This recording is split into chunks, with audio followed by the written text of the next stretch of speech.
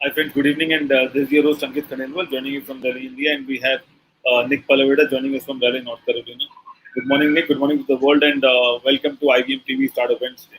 Yeah, namaste. And I just got a report on the Wall Street Journal that our friends in India, where you're in New Delhi, Ankit, TikTok, they took them off the air in India. 400 million people just got bounced. Now remember, TikTok only had 800 million people. So half the viewers were in India, and now they're down in half. And then, of course, Oracle and Walmart looks like they're going to be the owners. Okay, go figure. You know what's happening in startup land. I've never figured out the monetization of TikTok other than grabbing data, so I found that pretty interesting. But today's Startup Wednesdays, we're going to talk about startups today. We're going to talk about new companies, formations, where things are going. So we're going to have a pretty exciting panel today. We have some of the startups lined up today, starting from Manish, Saraf. He'll talk about healthcare. Then we have Garima talking about entrepreneurship and travel. And then we have Donald talking about cybersecurity, followed by Ketul talking about payment. So we have lined up. Okay, so we got a good lineup today on startups. But before we get started, let's find out what's happening to the great Tower of Power, Washington, D.C. Let's get our Washington report in and find out what's going on. From IBMTV, International Broadcast Media, this is your report from Washington. America reached a dubious milestone yesterday afternoon when the American death toll from the COVID-19 pandemic reached and passed 200,000 souls. This is an average of about 830 per day, or one every 90 seconds since the inception of this pandemic.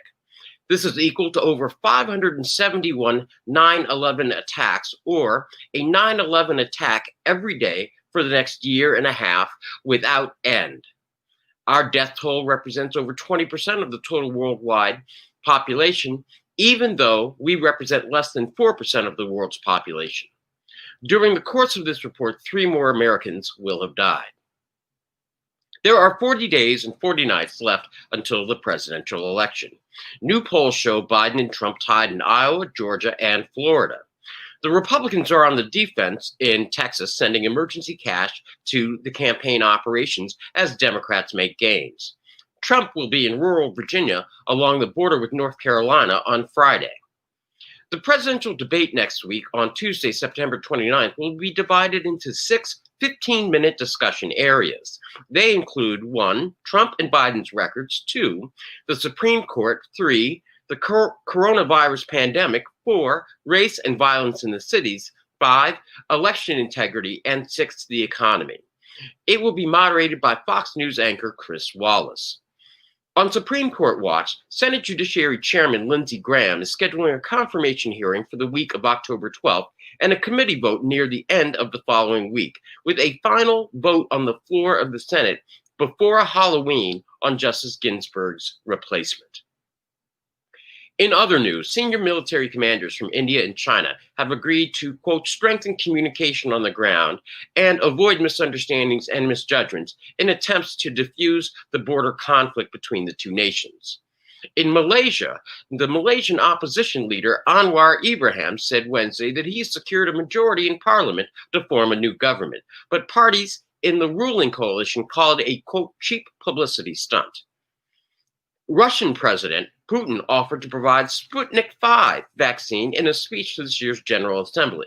Quote, Russia is ready to offer UN workers the necessary qualified help, and in particular, we propose to supply our vaccine for free to employees of the organization and its subsidiaries who volunteer for the vaccination. It seems that's an offer too good to say no to. In Australia, pilot whales were found stranded on Wednesday, raising the estimated total to nearly 500, including 380 that have died, in the largest mass stranding ever recorded in the nation's history. In the United States, the parties have reached an agreement on a continuing resolution to temporarily fund the government.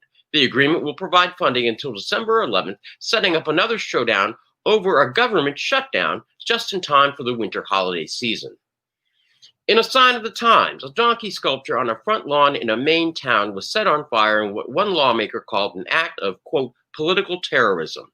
The donkey sculpture was built as a symbol of the Democratic Party.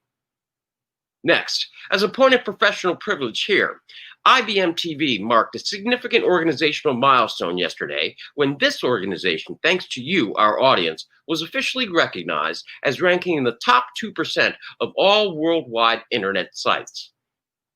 Finally, the current COVID death toll from Johns Hopkins University is over 200,814 American souls lost and 971,116 global souls lost with no end in sight. That is your report for this day, September 23rd, 2020, from IBM TV, international broadcast media, smart television for a smarter global community, from dictatorships to democracies around the world. Good morning, good afternoon, and good night. I'm Bill Trezevant. Wow, and that was pretty enlightening. And also, we want to thank all of our viewers because that was a big movement upwards. We went from 40s in the 60 percentile to 70 percentile in terms of websites, all the way we jumped to the top 2% of websites in the world. And to add on that, this happened within 200 days. I know that. Yeah, I realized that. Okay, this is like in 200 days, we went into the top 2% of websites in the world, and I was like, "Are you kidding me?" So we're on a fast track. I think that's pretty good. But I have some questions for my friend Bill Trezevant, so I'm going to bring him in. And here's the question, Bill. I'm glad you're here. Okay, because I checked the ballot the other day because I'm voting by mail, which I know is totally against policy, but I'm doing it anyway, because that's the way you did it in Washington State, where I lived in Seattle. Okay, but here's the question. There were several candidates from the Green Party, the Libertarian Party, and the Constitutional Party. All of them, to my knowledge, now these are three legitimate parties on the ballot, are not going to be part of the debate. What gives in your country that you take people that are qualified candidates that are on the ballot and they're not allowed to debate? What's going on there in the Tower of Power? Okay, well, the Nonpartisan Presidential Debate Commission has rules regarding who can qualify for inclusion on the debate. And this has been widely debated ever since, actually beginning way back when with Eugene Debs in the 1920s of the last century. And then more recently in the last century with Ross Perot. But essentially what they do is they look to see if the candidates on these other parties are actually polling in a substantial number. And that's generally about 10 to 15%, somewhere in that range. And I think it might even be as low as 7%. But if they are not polling nationally with an average of maybe 5 or 6 polls, then they're not included in the debates because they're not seen as a serious candidate.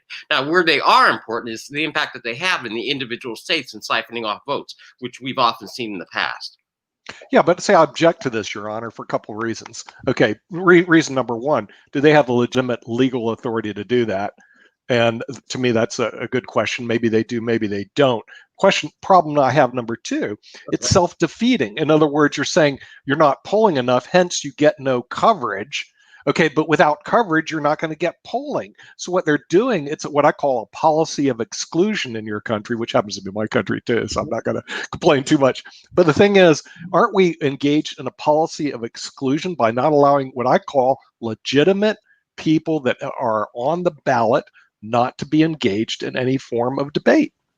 Okay, well, Nick, to answer your two questions, first and foremost, to the question number one, do they have the legal authority? And the answer is it's not a question of legal authority, because the flip side of that question is, do the candidates, the third-party candidates, as we're calling them right now, or non-major candidates, have the legal right to be included in the presidential debates? Now, the nature of our presidential debate, that is this nonpartisan presidential debate commission, which has been longstanding, is that it's a voluntary agreement. That is to say, that the Republican candidate, in this case President Trump, and the Democratic nominee, in this case Biden, voluntarily agree to the rules of the debate, and it's negotiated.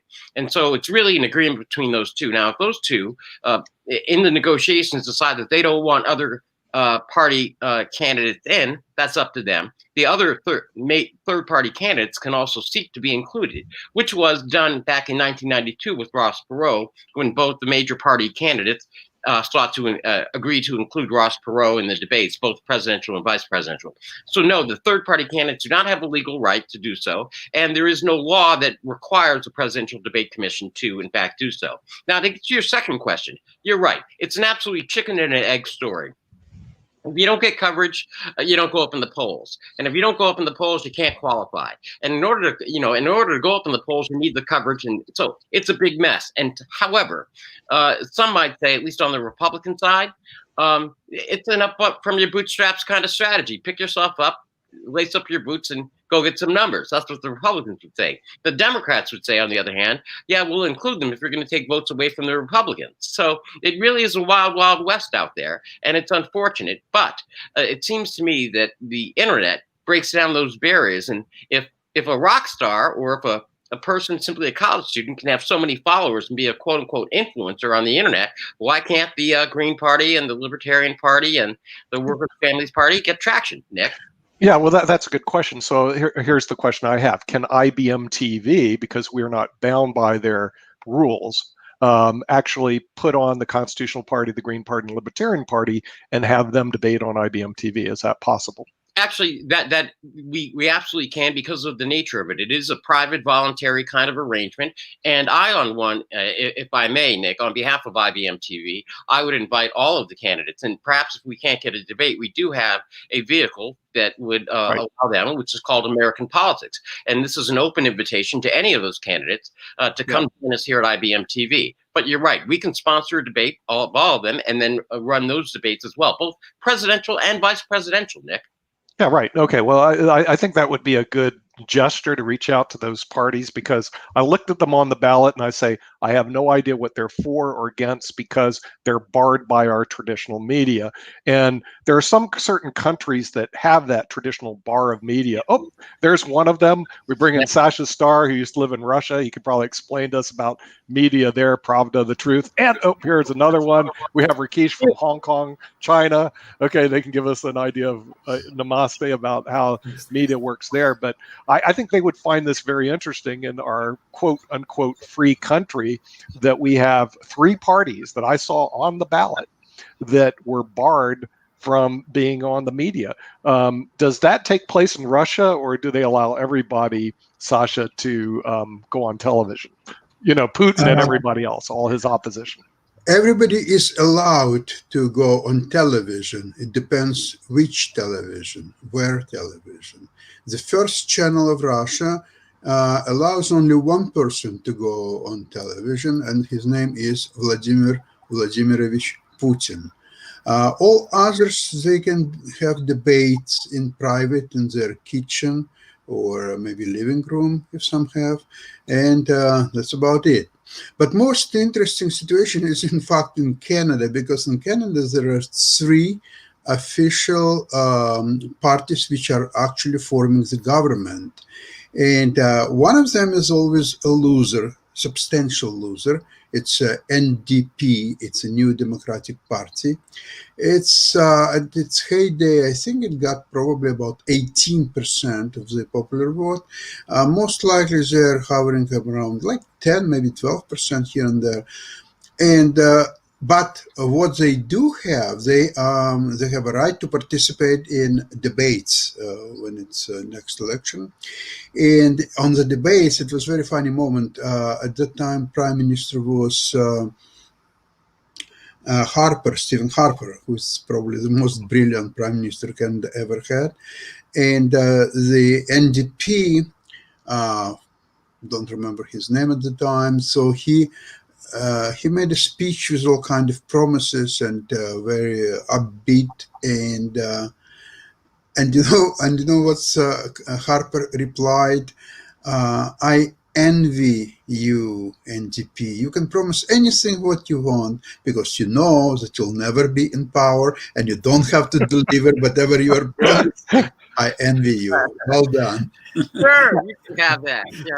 Yeah, Rakesh, in China where you live, do they have debates? Does Xi Jinping debate whoever his challenger is on national TV, or there is no debate? They're televised. I have no idea, to be honest, because I'm just not familiar with the kind of system that there is. I hardly watch any local TV, just generally BBC and CNN and Discovery Channel. So I'm afraid that question is beyond my... So you're staying away from the political era. Now, when it comes to debates, Bill, okay, I've seen the debates in the United States, but they don't look like debates.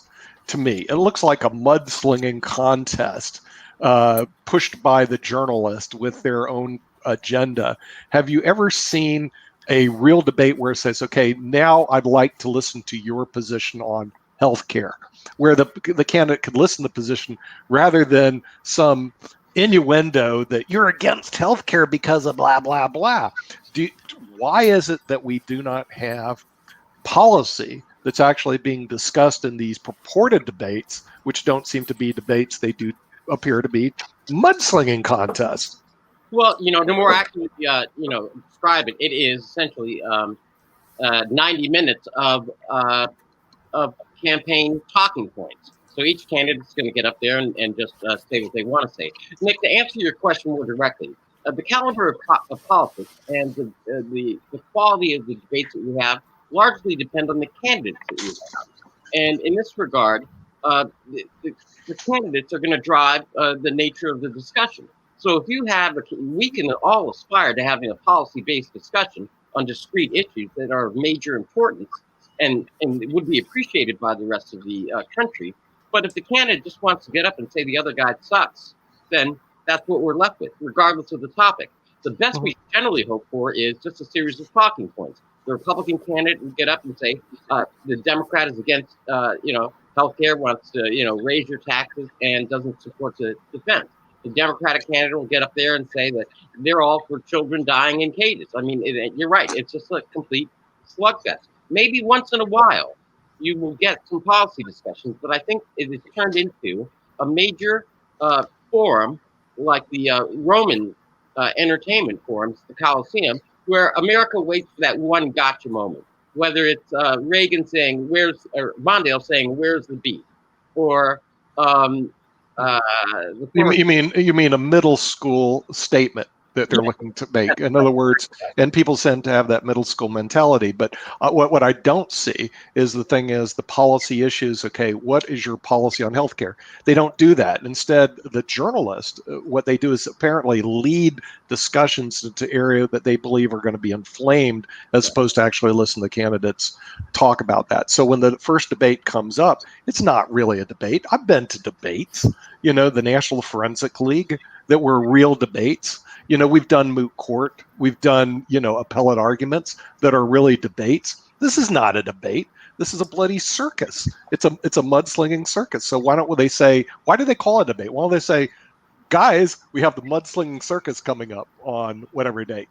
Well, Nick, I certainly understand your skepticism, and it's not without merit. However, I do want to point something out.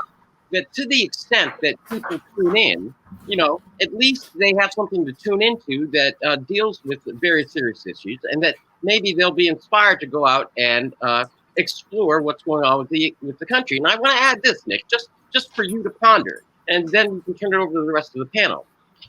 It's either the choice between having this in some form or having nothing and having them debate Love Island. Nick, what would you rather have people tune into? Well, I would like to step up the level of education beyond middle school. That's all. In other words, rather than a middle school mud fest, I would like to actually hear the candidates and what actual issues they have and what planned solutions they have. Healthcare is a big issue. It shows up high on the topic. It's a problem issue. The pharmaceutical industry, very expensive here in the United States. The COVID-19, I want to hear the problems and the solutions. I know I'm not going to hear that on the debates, and it's just really Nick, not we going can to happen. absolutely do that because I love your idea, and we can absolutely do that here at IBMTV because we have the time, and we in today's area, it'd be real easy to focus in on the candidates and hear their platforms one-on-one. And we can do that over a special. Yeah, we could do a mock debate here. Sasha, how are we going to solve healthcare in the United States? You have 30 seconds.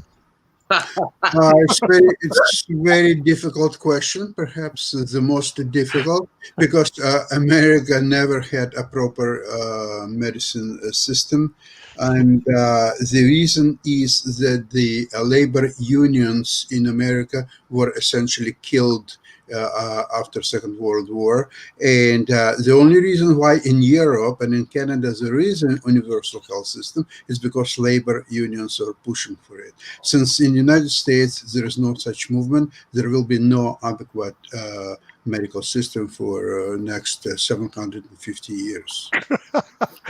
I love his honesty. 750 years. I know. And actually, he was able to do it in 30 seconds. I was joking because a lot of cases what will happen is they say, here's a real complex issue, and you have 30 seconds to figure it out. There's no way you can discuss it in 30 seconds, let alone figure it out in 30 seconds. I think Sasha did a great job in 30 seconds. He goes, I could do it in 20 seconds if needed. Okay, Rakesh. This is the debate. Rakesh, the American health system, solve that. You have 30 seconds. You have to first write laws in English, not American, so that they can be understood. But most of the time, it's left open to interpretation. Like I heard you talking about the Constitution and stuff like that. You don't have that problem with English law. And English law operates in Canada, in Australia, in India, and New Zealand. There are no major issues there. Interpretation is not an issue. We have the same problem because nobody knows what to fight on. In terms of healthcare, you don't know what you're fighting for. If a judge doesn't like unions, he's going to shut them down. If a judge doesn't like, something which goes national, he's going to shut it down. So when there's no law. Well, how is the healthcare system in China? Do you feel like it's inadequate, or is it adequate? Oh no, I actually experimented. I mean, when I felt sick when I was in Shanghai, it's pretty good. Mm-hmm. It's actually pretty good. They treated me, even though I was an outsider, a foreigner. Right. It's something to do with the fact that my wife could speak Chinese, That Mandarin. helps. Right. Yes, that helped. But the doctors could speak English, where I could speak to them and explain my problem. And they gave me good treatment in terms that it was extremely cheap, very, very cheap, even by Hong Kong standards. And this was in mainland China, in Shanghai. So it's really, really impressive. Did they ask for your insurance card? No. No, you didn't have an insurance card. Okay, all right, go on, Bill. Well, see, Nick, that's what I'm curious about, Rakesh. I mean, it seems to me that with the turnover back, from the UK to China and Hong Kong, I would have thought that Hong Kong would have had a private Western. Excuse me, Microsoft Word needs your attention. Okay. Okay. Oh, dear. I'm sorry. I surrendered to the gods of Microsoft. How'd they get into IBMTV? Okay. I'll ask you real quickly, and then I have to go apparently meet my maker. That it would have been a private kind of healthcare system, and then with the Chinese government, it would have been an entirely public healthcare system. And how did you go about? How did they go about interweaving the two? Because that seems to be the challenge that we have here in the United States, because we have a primarily based private system, but people want to go to a public option. And I was just curious what lessons we can learn from Hong Kong and China in its integration. So in China, it was a public system. I don't think I don't know whether they have a private system, but it was pretty good. I think if you have a good public system, just like in the UK, nobody will bother about a private system. In Hong Kong, you have the public system, which is also very, very good, perhaps even better than what we have in New Zealand. And they also have a private insurance setup, which will just speed up some of the processes. If you have certain electives and things like that, it'll speed it up. But otherwise, in terms of quality of care, the public system in both places, Hong Kong and China, pretty good. Wow. I mean, the thing is that this is pretty hard for us to fathom that actually the healthcare systems abroad in China and Russia and Canada. Wait, Russia? We didn't pick on Russia because right now we're sitting in last place, even though we spend more money. What about the Russian healthcare system, Sasha? When you're over there, was that adequate? Not adequate? What was your thoughts on Russian healthcare? In Russia, health system is such that they're doing a lot of prophylactic things, and they said that the best way to deal with sickness is not to get sick. However, if you happen to get sick, then you have many options. Once, actually, I had a situation in Moscow about 12 years ago or so, where I had a pain in my back, and I had to actually approach one of the local clinics, but it wasn't a simple clinic. It was Anglo-American clinic for rich clients, so to speak. So, okay, so I was prepared to pay probably $1,000 a day, maybe even more. So I stayed there for about 4 days. The food was great. It was second to none. Now, when it was time to pay the bill, it was a funny thing. They said that, okay, so your bill for 4 days will be $6,500, payable in cash, US dollars, of course. Okay. However, you have an option. We will issue you a receipt for, say, $700. So you pay this receipt, $700, until you pay cash $4,000, but that's going to be without receipt. So I bargained down to $2,500, and that was the end of story. Wow. That's actually a pretty good story. We have a new visitor who has just arrived, Manish, Kumar, Saraf. Invite Manish Kumar Saraf from India. I think Manish is based out of Kolkata right now. How are you doing, Manish? Good evening. Good evening. Good evening, everyone. Good evening, Ankit. Where in India? What palace are you in? I'm from a place called Raniganj. It's about 200 kilometers from Kolkata. Oh, 200 from Calcutta, right. So do you go to the palaces a lot when you're over there in India? Like Samodi Palace or any of those palaces? They're pretty cool. I wish I love traveling, but for quite some time, traveling is something which has completely stopped. Yeah. Yeah, I would say that's true. Well, tell us a little bit, panel, about yourself, who you are and what you do. Sure. I'm a diabetes educator and a pharmacist, and I'm helping people to make medicines cost effective, as well as empowering people who are in the early stages of diabetes to lead an extraordinary life. Actually, that's a good thing. Oh, just to introduce our panel, I'm Nick Palavita. I'm with IBMTV out of Raleigh, Durham. Of course, Ankit, who's in New Delhi, who has his 1.3 billion Facebook followers. He's also with IBMTV. And then Bill Trezevant, who is an attorney in Washington, D.C. The Tower of Power runs our American Politics show in Washington, D.C. Sasha Starr out of Canada by way of Russia. He actually runs Investing with Sasha on Wednesday and Chess Stars on Saturday. And then Rakesh, who's our math and science person in Hong Kong. So we're the panelists that are here today. And I'm glad to have you here because we were talking about healthcare just as you happen to arrive in the United States.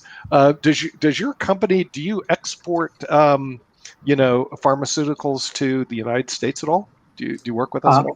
No, we are not into exporting of any pharmaceuticals as of now. Yeah. Okay, so what do you do when it comes to pharmaceuticals? Sounds to me you work with diabetics. Yeah, so we have two verticals, and in one we help patients by providing them the option of using low-cost generic version of a particular drug. So it brings down the cost of the monthly expenditure of medicines almost by 70%. And specifically for people having chronic diseases, this expenditure is something which needs to come down. Right, but you only do that in India, right? Yeah, in India, in the state of West Bengal. Oh, really? Because we have diabetics here in the United States. Do you know that? Yeah. The thing is, it would be something that I think that would be very helpful here if they could bring down the cost of medicine over here. Mm-hmm. Has your diabetic medicine, has it gone through clinical trials? Is it a proven commodity? Yeah. So we are not into creating new molecules. Whatever medicines are available in the market, we look for the low-cost versions of it, wherein the quality is not compromised, and that's the solution and the option that we provide to patients. And when it comes to diabetic people specifically, I engage with people who are in the initial days, say about 5 years of being diagnosed with diabetes, specifically type 2 diabetes, and help them reverse the diabetes so that they can lead a life as if diabetes was never there. Yeah. So Manish, how did you started Ujjeewan Healthcare? Can you tell us the story about the healthcare which you started a couple of years back? Sure. In fact, I started my entrepreneurial journey when I was of 19 years of age, and I always believed that we as human beings have immense potential, and that needs to be tapped on very early. So that's the feeling which made me take part-time assignments even when I was in the pharmacy school. And although none of my projects in the pharmacy school uh, got successful in that sense, but one thing which it gave me was the experience of how to deal with people, how to understand what people think, specifically around issues about medicine. And one of the major breakthroughs came when I used to run mobile clinics in very interior of villages in the state of West Bengal. And it was at that time that I came across a particular lady, a very old lady, and I was shocked to realize that she had to sell off her means of livelihood just to take care of her diabetes. So that was a turning point for me, wherein I thought that this issue needs to be addressed properly. Although I was not able to do anything for that old lady, which still kind of bothers me whenever I think of that story. But yeah, that lady inspired me to take further steps, and that's when I went ahead and became a diabetes educator and started a program around diabetes. Well, what's the name of your website? It's ujjeewanhealthcare.com. I was going to say, how do And you spell it? Manish, how you decided to, come up with the name Ujjeewan Healthcare? I that's an interesting story again, because I used to work in an NGO while I was in college, and it was during that tenure that I came across this word Ujjeewan, when we were discussing good health. So when I wanted to name my initiative, I thought this would be the best name which describes good health.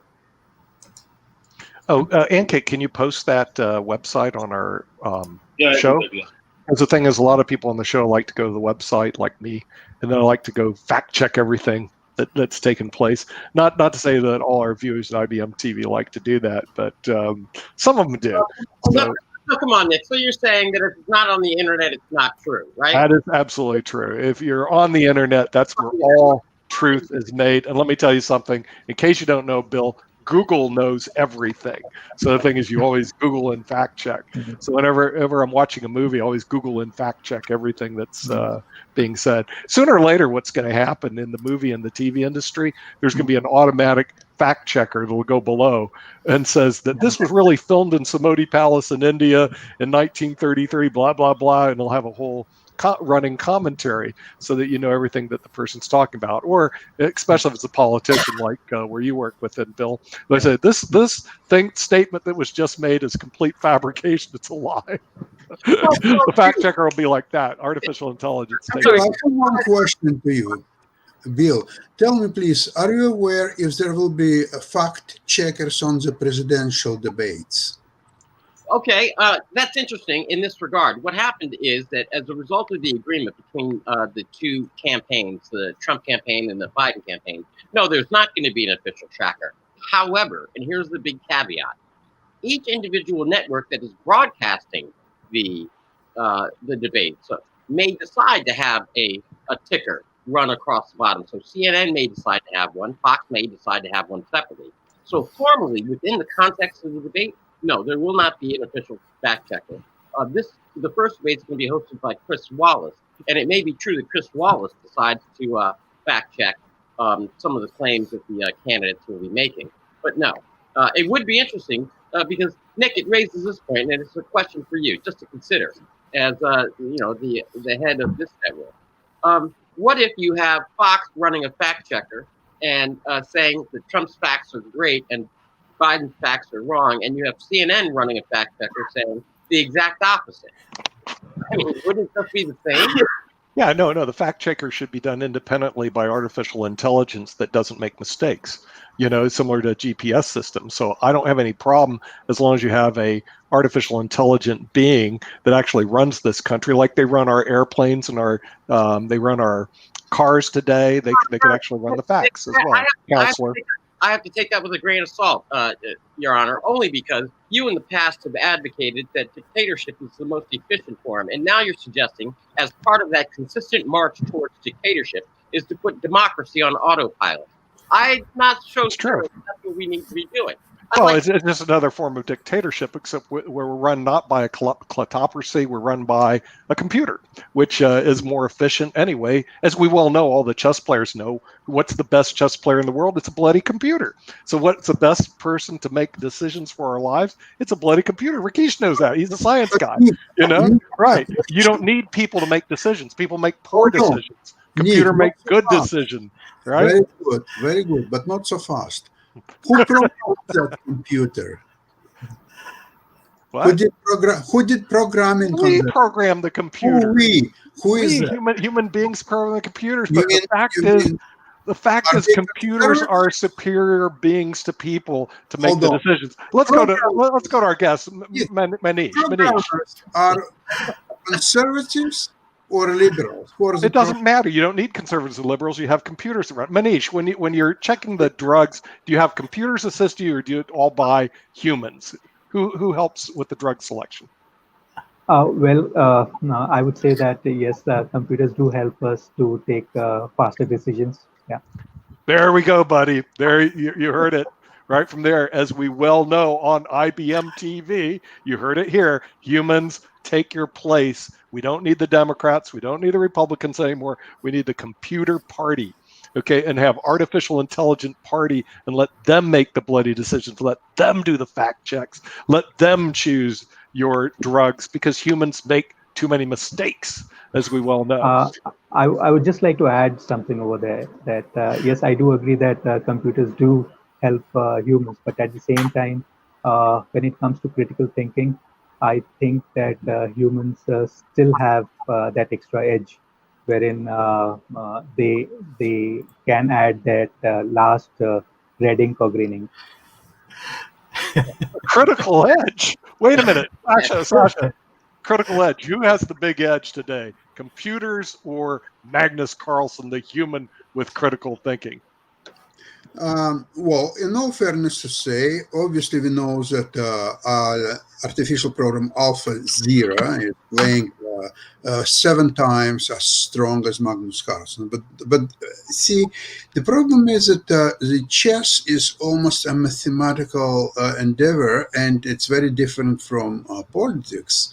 And I would suggest maybe that there should be an ultimate fact checker who will be check each progressive and Republican and liberal fact checkers or Democrat fact checkers, right? So there will be a system of 2 fact checkers, and then on top the ultimate fact checker. But I don't know who is going to supervise that ultimate fact checker. That's okay. Well, but first, I mean, isn't the simplest solution? I think it's Einstein said the most elegant one is the simplest one, and that would just be if the politicians stopped lying. Rakesh, your turn. That's Occam's razor. We're not going to talk about Occam's razor here. Rakesh knows about Occam's razor, so tell us, Rakesh. Occam's razor is basically. Before I go to Occam's razor, I have this thought that the fact checker should be able to immediately edit the soundtrack so that what goes out is only the truth. The soundtrack, if it's not true, it is silent. So you just we're not going to be listening to no soundtrack at all. There will be no soundtrack for Trump. There will be no soundtrack. So let me get this straight. So I am surrounded here. I've got Nick who wants to put democracy on autopilot. I've got Sasha that wants fact checkers, and I've got Rakesh who's all for instant censorship. I don't know what to do here on IBMTV. I'm in an alternate universe. It's just the future, dude. You just got to get used to the future. I mean, even Manish was saying that to choose the drugs, they use computer-aided technology. You know, the human being needs to be put in its place today. I mean, they've already demonstrated on chess. They demonstrated on Go. They've solved checkers. I mean, they fly your airplanes today with computer-guided landing. Okay, you know, the science is basically taken over. Rakesh already knows that. We all know that. The only people who don't know that. True. That is. Yeah, the only people who don't know that are the politicians in your city, Washington, D.C. They haven't figured it out. The thing is, the superior being is here, and it's a computer. Okay, it is not the Democratic and it's not the Republican Party anymore. They're going to be obsolete in the future, and just get rid of them. You won't need them. The decision being a computer. Yeah, computers can enable the right of recall, so you don't even need elections. You just have put an issue out to people. You can have perpetual referendums. And you just don't need anybody to mess around. Complete chaos. Before this panel spins completely out of control, national referendum every day is just, I mean, seriously. It can be done. I would agree with an old technology. Okay, wait. I tend to agree with Bill. We can't do that because, again, when you put a referendum out, you're sending it to humans who are subject to error making the election. Okay, that is not the correct thing to do. You go direct to the computer, send the referendum to them, let them make the decision. That is the correct way. Okay, I think I got the idea. If all could be, including fact checking, all could be done by computers, then you don't need human fact checkers. You need a computer which will be connected to, for example, Trump, and once he's lying, there will be electroshock right away administered into him. So next time, oh my God, I have to think now. Pavlovian. Well, we're having a great time here, but let's get back to Manish and his entrepreneurship. And is this your company that you run that does the pharmaceutical and reduces? By the way, I like that. Reduce diabetes costs 70%. That is a big improvement. If we could have that over here, that would save us tons of money in the United States. But we believe here, because we're not run by computers, if we were, we believe here, Manish, of paying the highest possible cost for the worst possible drugs. Do you have a problem with that, or is that your? So I think diabetes is a kind of a disease which is completely preventable, and if we can take care of it at the right time with the right measures, and medicine is definitely maybe important in the initial days, but the kind of importance we give to medicine while dealing with diabetes, it doesn't need that much of importance. There are other ways of dealing with it, and we can definitely lead a very healthy life without the need of medicines. But also realize in the United States that we have an obesity problem here of 40% of the Americans are obese, and even today, I just can't figure out why we're so obese today. I just don't get it, but it's a big problem here. So the thing is, it sounds to me, you actually have a huge market, pardon the pun, a huge market here in the United States. How come you're developing this technology in India? You save diabetes costs 70%, yet we're being ignored here in the United States of America. What's the story? So I think there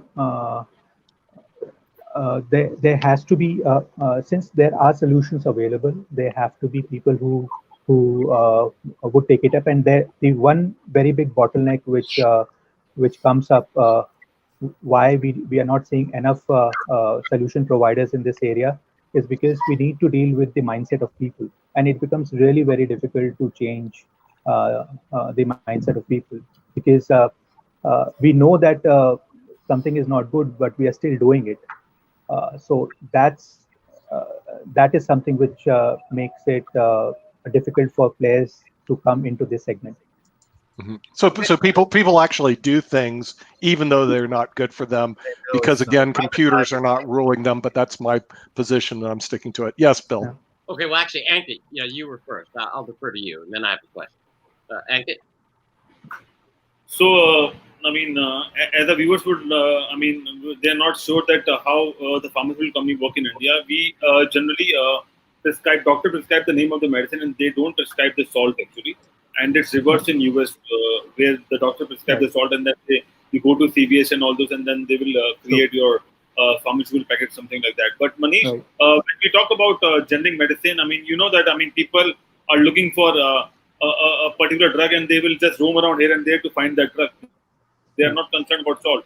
So how can we solve that problem? Because if we solve that problem, I think a lot of problem can be solved in terms of generic medicine. And also, can we have a fact checker sheet about the pharmaceutical companies? Because there are a lot of companies which we don't know, and they have a lot of medicines in the market right now. So as a consumer, they are not sure what is the original one and what the duplicate one and all this stuff.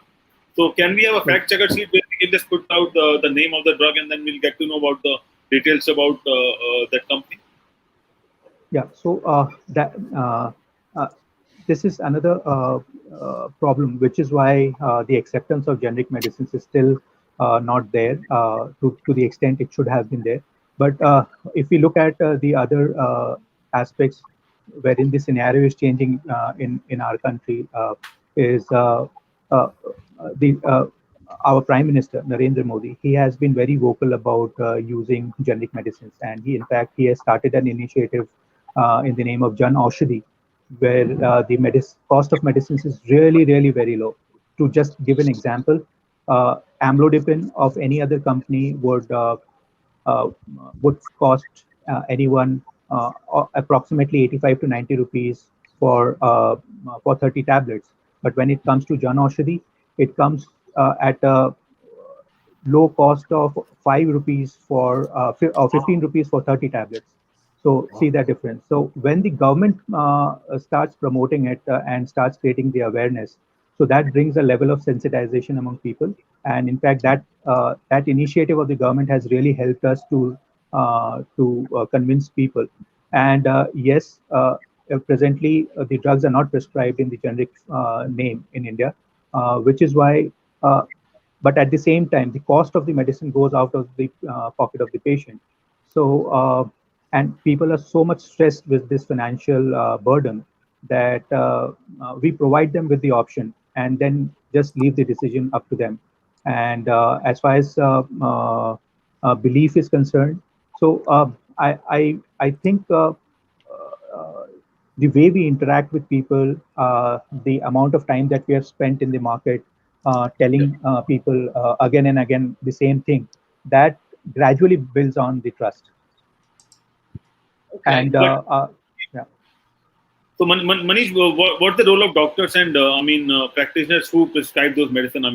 Do they also have to make sure that they mention the salt rather than mention the name of the company? And also, that the pharmaceutical lobby is too big. So how we can cater to that system as well? Because it's not easy for individuals or companies or in fact government as well to work against them. So there should be a policy which will be for win-win for all these people. Yeah. So yes, there is a policy which mandates all the doctors to prescribe the salt name along with any other brand name that they want to prescribe, so that if a particular brand is not available, the patient can take the medicine as per the name of the salt. However, as you rightly mentioned, that because of the pharmaceutical lobby, that scenario is really very difficult to penetrate, which is why the central government came up with this additional initiative of Jan Aushadhi. And one of the states, the state where I reside, West Bengal, the Chief Minister of West Bengal, Mamata Banerjee, she also came up with her initiative of low-cost generic medicine in all the medical colleges.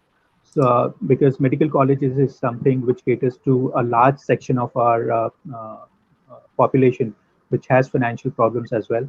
So this is a wonderful initiative which is available in West Bengal. So it would take time. It would take time before all doctors get sensitized on this area. And I would say that there are doctors who still look forward for options. It's just that uh, uh, since this option is not available in all the geographies in India, so they are left with no other option but to prescribe the brand names. Actually, if there is a government with a will, you can have low cost medicine. In India, the reason why we had low cost medicine, I did a study on this when I was doing my MBA, was that the drug price control order, which was there, I think in 1970s, which took the cost of the raw material and then added a certain permissible margin to all the companies. And of course, it resulted in the exit of several pharmaceutical, multinationals. But a lot of Indian companies gained a good market share, and as a result, India became a source of low-cost molecules all around the world. And even today, the efficiencies that are there in the Indian pharmaceutical industry is due to the Hathi Commission and the drug price control order that followed. I think we are going to see history repeating itself in a slightly modified way, but that is the answer, really, to have low cost medicines. When you have unfettered market power in the hands of market driven enterprises, where there's never been much research. You still have huge companies charging a lot of money for vitamins, where research has almost stopped for almost 5-6 decades. And they're claiming that it's for R&D, but they haven't done any R&D for the last so many decades. But that's the reason why you have these high costs in so many countries. Okay, and I guess just picking up on that point, as well as Nick's earlier point, it just seems this is an observation, and then I have a question. And the observation is that the model that we've had, that we've seen coming out of India, I mean, any first-year MBA student knows that it's a story of Trezevant, where they went with focusing in on low-cost, high-quality delivery of eye care to a large number of people in a very specialized way, which lowered the cost of the treatment and then allowed that treatment and the efficiencies to then lower the cost of necessary eye treatment across the board. That being an observation, that's the same thing you were just talking about with the pharmaceutical industry, where again, with low cost, maximizing efficiencies, but providing a high quality product.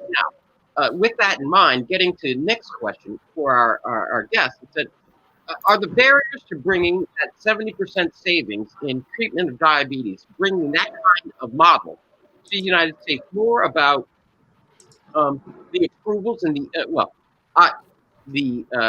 the pharmaceutical industry and or the medical industry here in the United States opposing that because it would cut into their profits? Or is it that they don't understand? So is it that they just don't want it and they're making it difficult for you to transfer that over to the United States, or that they don't understand it? What part of the problems are you finding in terms of that kind of transferability? My guess is that most of the... Sorry, Manish, you answer. You know it better. Well, what I think is one of the major bottlenecks where we see less players coming into it is because when it comes to dealing with low-cost medicines, if we look at it from the business perspective, then the volume gets reduced drastically. If we are dealing with 100 patients on a daily basis and we are dealing with low-cost medicine, then the amount of business that we have generated with the other branded medicines would definitely come down. So I would like to highlight one example where you mentioned about low cost, high quality. We have seen examples like Arvind Eye Care in India, which has provided wonderful eye care services at fraction of the cost which was otherwise available, and not compromising on the treatment. So I think new models needs to be generated, and this model of providing low cost service needs to get this push from the government as well, because healthcare has been, I would say, the graveyard for numerous entrepreneurs, which keeps aspiring entrepreneurs or young graduates and professionals from entering into this segment when it comes to India. And I think just replicating this model shouldn't be an issue.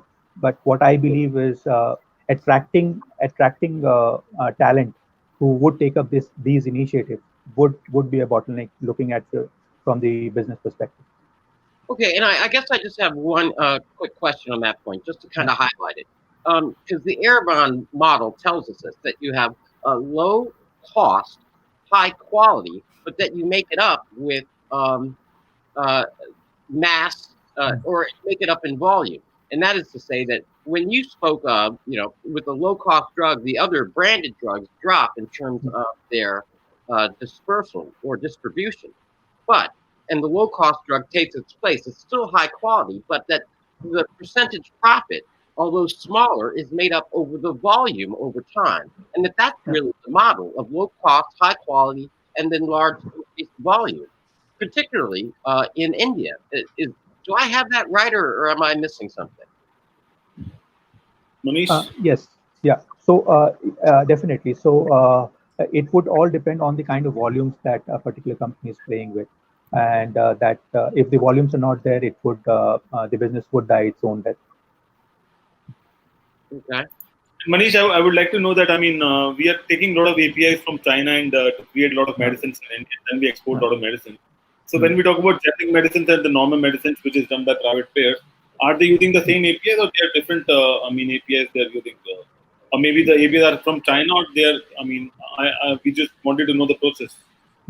Yeah, so the API can be same, can be different, but what is important to look over here is the standards of processing a particular raw material that has been that process, and that has been standardized. So we have a common GMP practice which has to be followed by all the manufacturing units over here in India. So yeah. So that clearly means this is, the extra money which they are taking, it's more about that brand, what they have come up for. Yes. The brands have bigger money. Absolutely. I like to cite an example of a very common drug which is presently used for the treatment, which is very common in treatment of diabetes these days. It's vildagliptin, and vildagliptin for any company that we pick up would be vildagliptin with metformin would be roughly around 325 to 350 rupees for 15 tablets. And the generic version which we make available to people, it comes at a cost of just 80 rupees for 15 tablets. So think about 325 coming down to 80 rupees. Wonderful. So that's almost one for. I think Rakesh, do you have some question? Yeah, the issue of Chinese raw materials and things like that. About 20 years ago, when I did some studies on this, or maybe a little more longer, India was making all the raw materials, but we couldn't match the prices of Chinese raw materials. So people started buying raw materials from China. And this is in the face of competition. At that time, I was selling raw materials from Europe. Nobody could match the prices that are coming in from China, which is why today you have a dependency on intermediates that come in from China. Well, I'm not. but hang on, Rakesh, isn't that the product of the fact that the Chinese government, through its centrally run economic policies, has dramatically and for decades subsidized all of their major industries in an attempt to drive out other competitors from other countries? And Sasha, you might know about this because it deeply affects the market.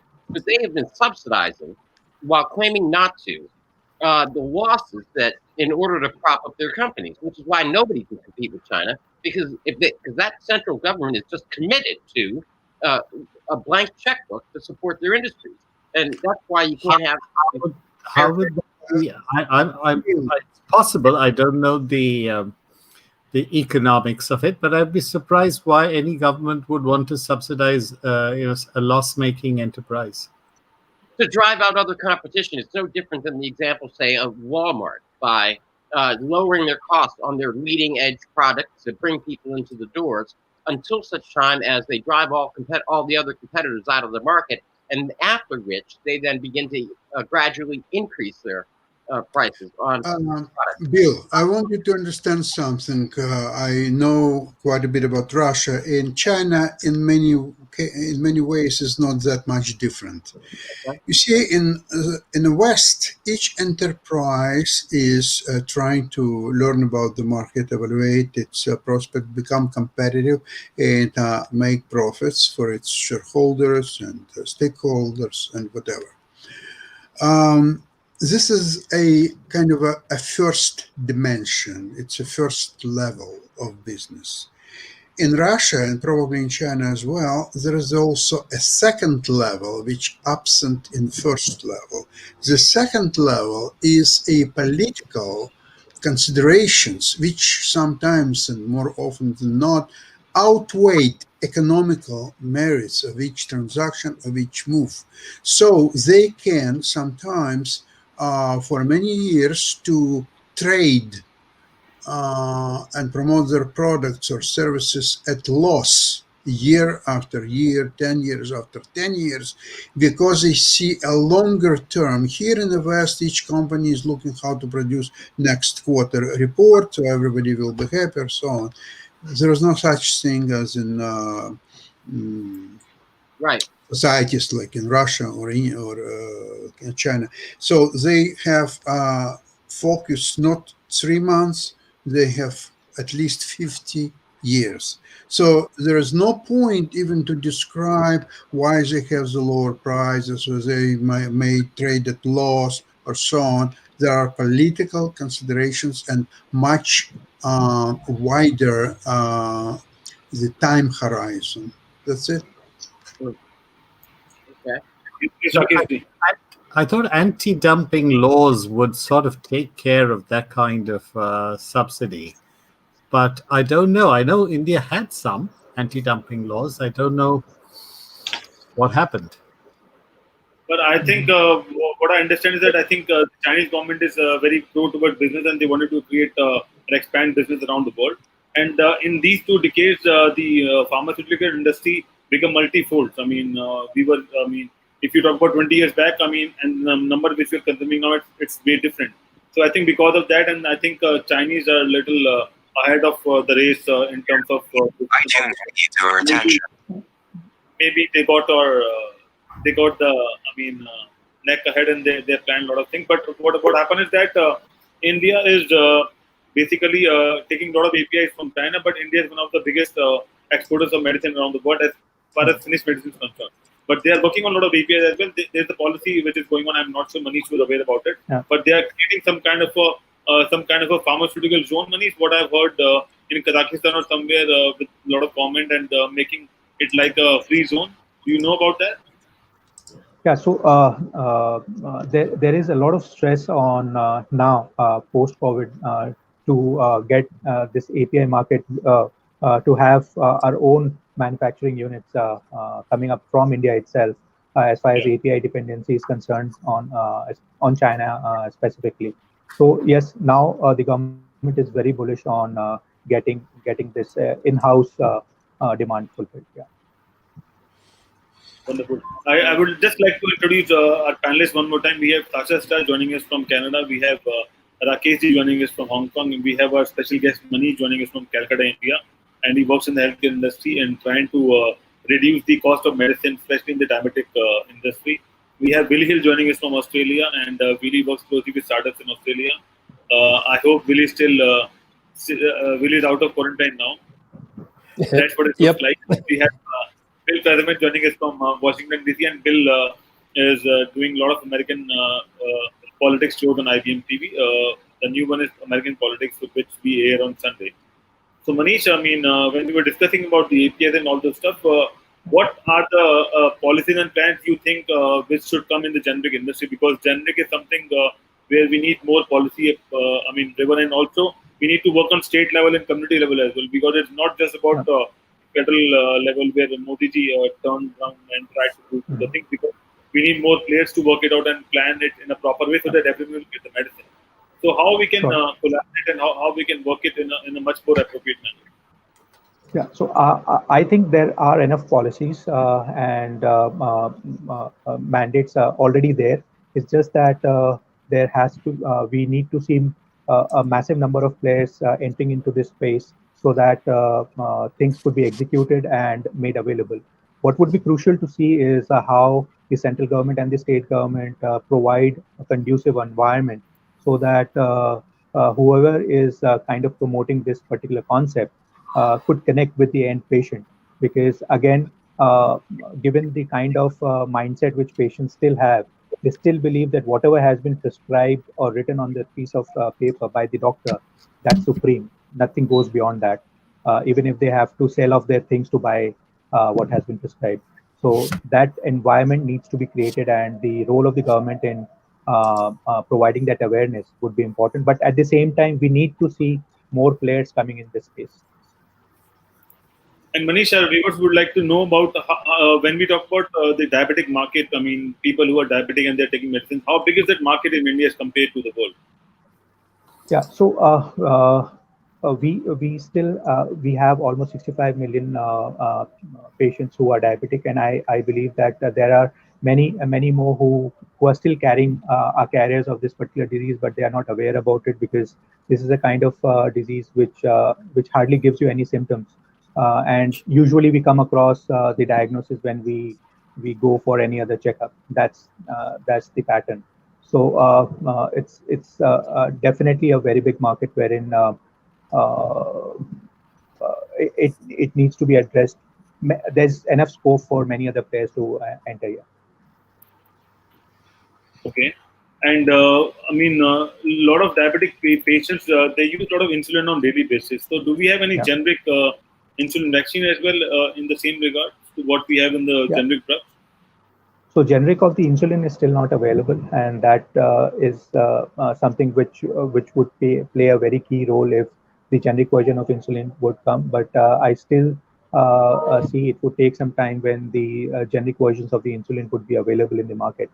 And at the same time, if we can also make the holistic treatments, the concept of holistic treatment through lifestyle changes, if that could be made available. Like today itself, there was an initiative by the government of India along with the Ministry of Ayush about healthy living. So healthy living is something which should be promoted as a concept, because I think when it comes to healthcare, if we are taking medicines, then we cannot call it healthcare. That is sick care for me. So if we really have to address the concept of healthcare, we need to address the issues of healthy living. And I think the kind of concepts that we talk about as of now, that the number of hospitals per 1,000 people population, the number of doctors, we should be talking about concepts like the number of health clubs for every 1,000 people, the number of nutritionists for every 1,000 people. So those are the yardsticks and indicators that we should be incorporating in our planning, which would go a long way in telling people about and making them aware about healthy living. Because if we go by healthy living, then these drugs would not be required. Wonderful. And I think I'm also a believer of prevention. So I think if we prevent a lot of things rather than just starting consuming medicines, or just like that, because people, in India, all the medicines are available just over the counter. You sometimes you don't need a prescription as well as compared to the West. So I think we need to have those policies change and make sure that we focus on prevention rather than just buying medicine. But I'm also seeing that there are a lot of medicine advertisements also going around on digital media and on mainstream media, and I'm not sure whether that is against the policy or what. But that also, let people to buy buy that medicine and take care of your whatever your basic problem you are facing without consulting with the doctor. So, yeah, true. In fact, there shouldn't be any advertisement around any medicine whatsoever. So that's the unfortunate part, that we do see even common medicines like uh, which are required to prevent acidity. So they shouldn't be advertised in mainstream media, because people tend to think that if we have if we are facing acidity, then they might. We have seen instances wherein wherein the patient have just gulped an extra tablet, thinking that they would get a faster relief from acidity, but that is in fact creating reverse acidosis and aggravating the problem. So there shouldn't be any advertisement around any medicine. And I think there are enough policies when it comes to India. It's just time to see proper execution of those policies. In fact, I would like to share my experience when I was in Australia and I had to buy an nursing medicine. I don't have the prescription. It's difficult to buy medicine in Australia, and especially after 5:30 because most of the shops are closed. So, Willie, would you like to share how the medicine market works in Australia? Yes, I think the same problem that you're having there is also prevalent in Australia. The doctors heavily prescribe, I think for them, from their perspective, is it's an easier way of doing things. Yeah. So you have a tendency to have people that shouldn't be medicated. I mean, like on all these different area of drugs, and that's really sad. That's really sad. Yeah, really sad indeed. I see it. I see that happening a lot. Yeah, one of the things that, especially in a market like India, a lot, and it's true of all markets, when a doctor prescribes something, he is taking a bet on your belief in him. Yep. And if that medicine has a result or a speedy result, it builds the opinion that the patient has about the doctor. So doctors tend to, because of this army of medical representatives who go and visit doctors and promote certain, branded drugs, they tend to say, okay, to be safe, I will prescribe a branded drug. It takes a very, very confident and very capable doctor who will have the guts to tell you that this is the medicine, the core medicine, the generic medicine.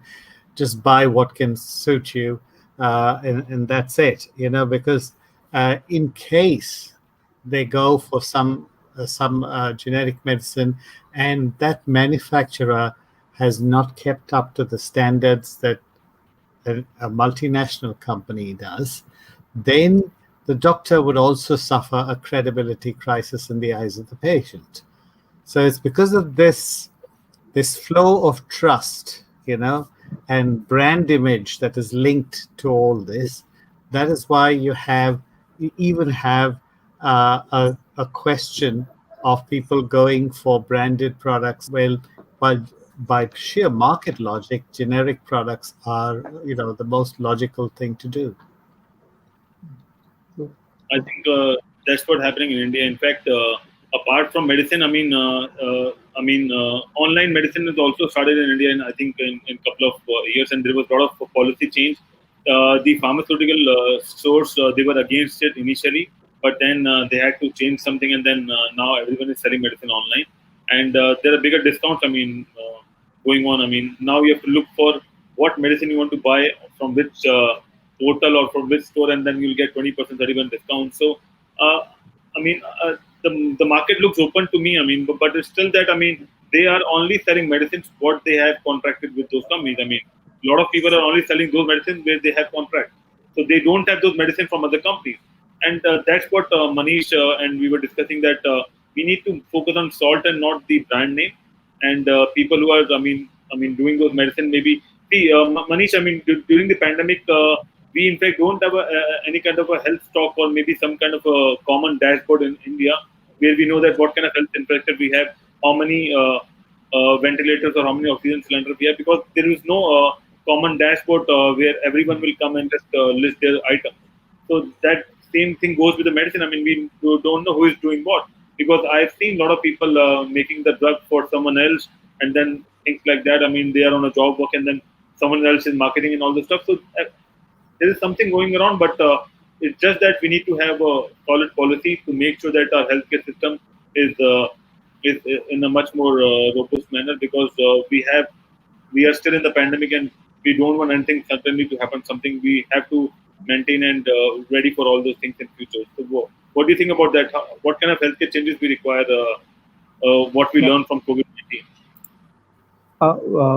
Sure, Ankit. In fact, I completely agree with what Rakesh mentioned about the prevalence of the brand of a doctor getting associated with the medicine. But it was only a day before yesterday when I was reading a quote by Karl Popper, wherein he mentioned that we can see advancement of knowledge not by repeating certain things, but by refuting the existing dogmas. So I think lives are already at stake, and so we need to take certain risks. Yes, we do not know if there could be instances of a situation wherein the drug didn't show the required effect, and the image of the doctor comes at stake. So I think there are already many things at stake, but more risks needs to be taken, I would say, and it's only then that we would see new solutions coming up. There are there are new players entering into the space, and I think we need more risk takers. And during the COVID situation, wherein there was there were lack of proper supply of medicine across the country because of broken up supply chain. So people, they were switching between brands to brands because their regular brands were not available in the pharmacies of their area. So majority of people got the flavor of switching brands and getting the same efficacy of the drug. So I think that was one effect, which I would say a positive effect that has come in the market, wherein people switched brands and they still got the same effect. So that would definitely play a very crucial role of dealing with the mindset. That's wonderful, and I would like to welcome our new guest on the panel, Karima Pandey from Bangalore. You need to unmute, Garima. You need to unmute first. Sorry, hi. No, I'm in Pune currently, but yes, I live in Bangalore. Hi. How are you doing today? Very well. So far, so good. I think that's the story for everybody, right? Every day at a time at the moment. So we were discussing about generic medicine and Ujjeewan healthcare from Manish. Manish is from Calcutta. You just need to beam out. But Garima. Garima is an entrepreneur. She's a consultant, marketer, influencer, and also a traveler. Garima, would you like to tell something about yourself to our viewers and our panelists? Right. Thank you so much. Firstly, this is extremely interesting, and I'm very, very honored to be a part of this. I run an experiential company called Wandering Jane. We sell experiences, and of course, in the pre-COVID era, right from scuba diving in Bali to surfing in Australia to experiencing a lovely yoga retreat in Rishikesh were some of the things that we were doing. We've pivoted to digital experiences, keeping abreast with current times, and we've been able to stream a lot of experiences now online, whether it's culinary or it's culture, archaeology, whatever interest that people have, that's what we do.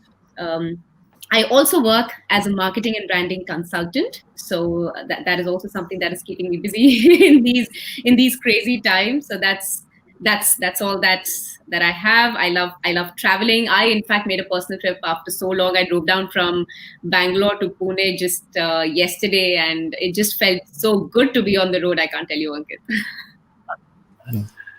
So, what you opted for your travel? I mean, did you opted to do a road trip, or it's by flight, or how you commuted from Bangalore to Pune? I travel by road. So I have a four-legged child who I didn't want to, of course, leave behind anywhere. So I traveled with her. So me and my dog. So the two of us decided to do a road trip, and good time, I must say. I was just so happy to be out and just traveling back home. My parents are here, so yes. Wonderful. So. So when we talk about travel, especially, I mean, during the COVID, I mean, people are stuck and they are not able to travel. So what do you think? I mean, what are the best ways to travel, and where do you see travel post-COVID? I mean, do you see the travel will pick up, or it will take time to pick up, because all the hospitality industries, be it airlines, hotels, everyone, I mean, they are in a bad shape and they don't know how to overcome the situation and how to plan their future ahead. Garima, can you hear me? Okay, Ankit, I'm sorry. I don't know if it's me. Yeah, I can hear you. I heard the second half of your question. Are you saying what are we doing, or what are you doing, and what do you think are the best plans for the companies who are into travel industry, because they are stuck in between and they don't know how to overcome the situation during the pandemic? Right. No, so I think very early on we pivoted to we've been doing virtual experiences right from third week March, which is really when things shut down and people couldn't move and people couldn't travel. So we sort of aligned ourselves to the virtual world very, very early.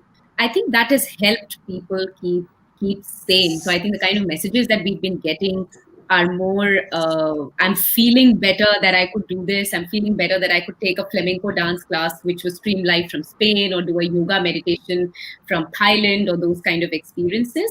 We've also worked, I think, interestingly, everybody in the world is talking about mental health, and rightly so. That is something even we started focusing a lot on. We also tied up with with counselors globally to sort of if people needed to talk, and travel is a way of release for a lot of people, right? So I think that process of just getting out and being in the open, or just doing an activity that you like, help people calm down. We've just tried to bring that virtually. And we even ran a program for mental health. We still are currently running that. We are offering, free counseling sessions. We are looking at art therapy, for instance, and helping people at least combat with any kind of mental health that they need at the moment. That's wonderful. And Garima, we had a long chat that day, and we were discussing about the new innovations which is coming, or people are doing on the travel industry. Would you like to share what's happening in the industry right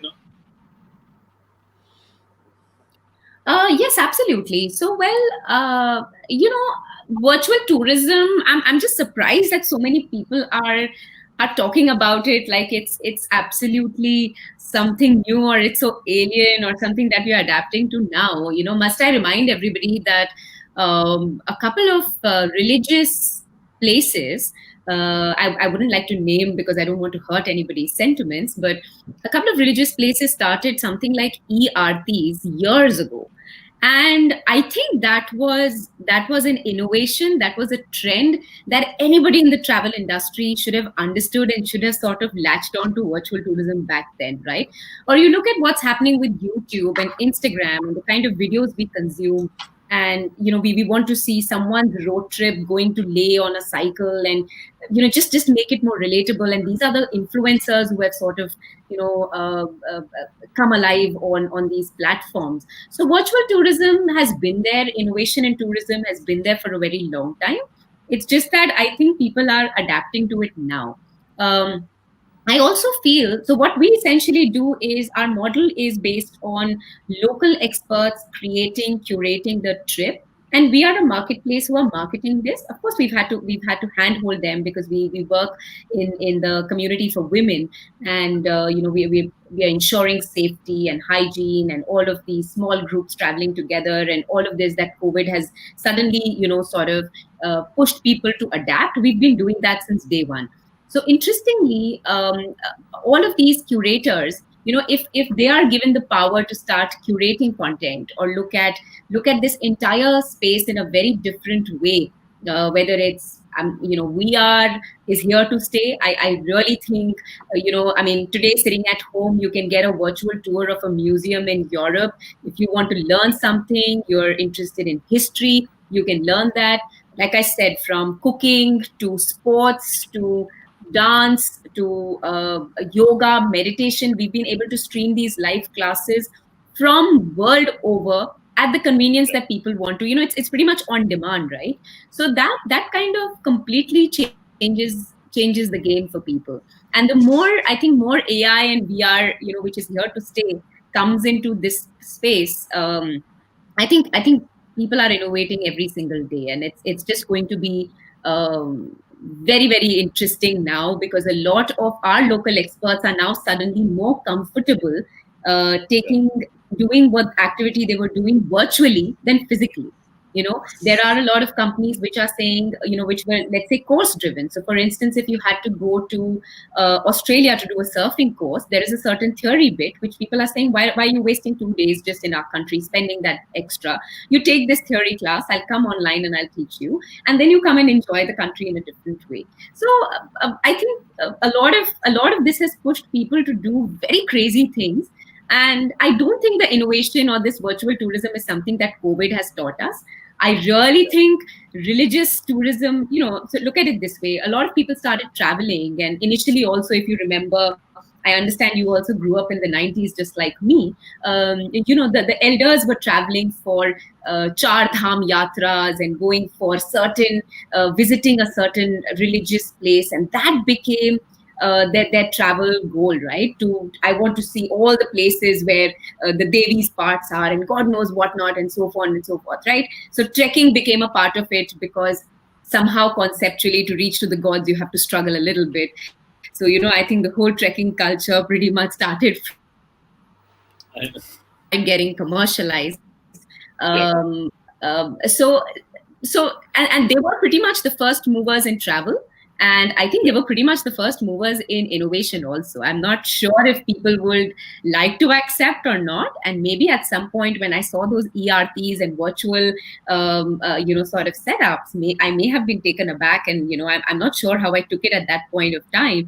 But I think it was innovation enough. And today I may have a VR set where I can, kind of view something, go live. Fantastic. That's amazing. And I think, Garima, we need to do a detailed programming about Char Dham Yatra, because our viewers, especially our panelists, would like to know what is Char Dham Yatra. And they don't have a clue. And that means there is a lot of content which we can develop for them. I'm not sure if it's my network or yours, but it's very patchy. I don't know. From us, it's perfectly fine. So maybe your bandwidth is a little low. That's fine. That can be worked out over a period of time. Once we are live, things will go up and down. So I think, Bill, you have some question for Garima? No, I just really like the concept of virtual reality, doing studies and using AI and virtual reality. And that could be applied to any other sphere. You could have AI and virtual reality walking through the startup process. They do the experience for you. So as a startup, and you have this AI VR format that can, this is what you do. You can actually teach a class, Absolutely. That's a very good concept. There is a site called... Sorry, I didn't get that. Yeah, we're cracking up. Bill, you need to unmute yourself. Unmute. I'm so sorry. Okay. All right. Well, I guess, Willie, you're just talking about taking an instructional video and turning it 3D as a new form of interface, right? Yes. Yes. And I guess I want to ask our guest, Garima, when you're getting into the virtual reality space, in order to produce the experience, say for somebody like me, don't you have to film a lot of video? And how does that work? So, like, if I had a headset and I was going to explore your world in virtual reality as I'm walking around, okay, we'll see.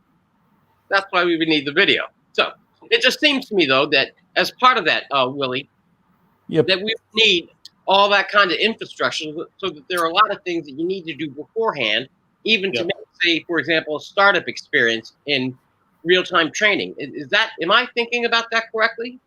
Yes, you are. Yes. Okay.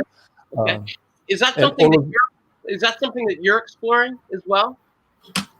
Well, just now I am going to explore. I'm just thinking of the concept. Like, okay, why didn't I think of this before?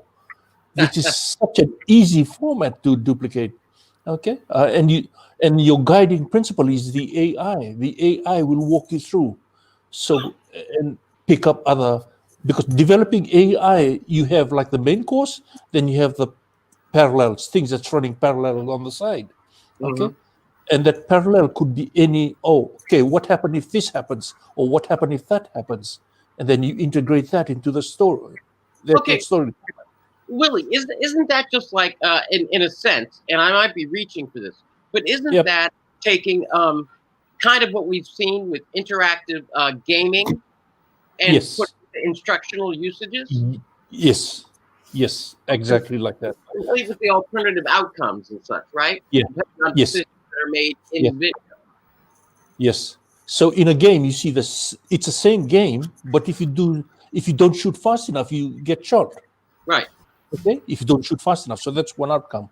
But if you shoot fast enough, you get through, and that's the other outcome. And that's just how it pans through within that game concept. So that within startups, you'd have to, see all the potential pitfalls, whether not being an HR, not being able to finance, all those problems you would have as decisional points in a virtual reality kind of program. In a format, virtual reality format, yes. Okay. And so, Garima, I was asking earlier, and that was when you are setting up in your business the virtual reality tour, don't you have to actually, as a basis, have a great deal of video so that I, as the user, when I come to experience it, if I want to go travel, you'd have to have all that video in place already, wouldn't you? Right. Garima, can you do this? Yes. So we have really the virtual reality are adding are mostly the museums or archaeological site kind of videos. But what we have focused on the last couple of months are live streamed from the location. So we've sort of we are doing a tour of the Eiffel Tower, for instance. So the local expert is there and is streaming live. We haven't been able to add the VR and much of AI, but certainly in terms of innovation, I do see the industry go there. I do see the industry probably doing a marathon sitting, not sitting, but running on your own treadmill, and you feel like you're probably running, across a certain coast in South Africa, for all you know. And those kind of things are already happening. I just meant that I'm sure there will be more innovation, and we would definitely foray a lot into it. As of now, what we are focusing on is our local expert being able to stream live, and we are using apps, platforms like a WebEx or Zoom or Google Meet or one of them to kind of stream that experience where people can buy a ticket and come in. But as we go ahead in future, I feel the more that the curator or more people on ground are enabled with technology, they can do far more. And I'm not sure, but I think your network, my network is patchy, but your voice was a little unclear. But if I understood, I think you also to ask whether you replace a certain physical experience, or if not, I would definitely want to sit if that's not something you have asked, because a lot of time what is happening is that I'm seeing, so some of our customers who have been able to view us in the last few months are probably people who may not have the means to travel ever, or may not have the bandwidth because of a certain social situation that they may have, or it's not always financial. And we have sort of, and I feel that market, which we are sort of entering into to be able to help people travel who may not be able to physically travel to that particular place is also interesting. Will it replace a physical experience? No, I don't think so. But I think currently it is the second best thing you can do.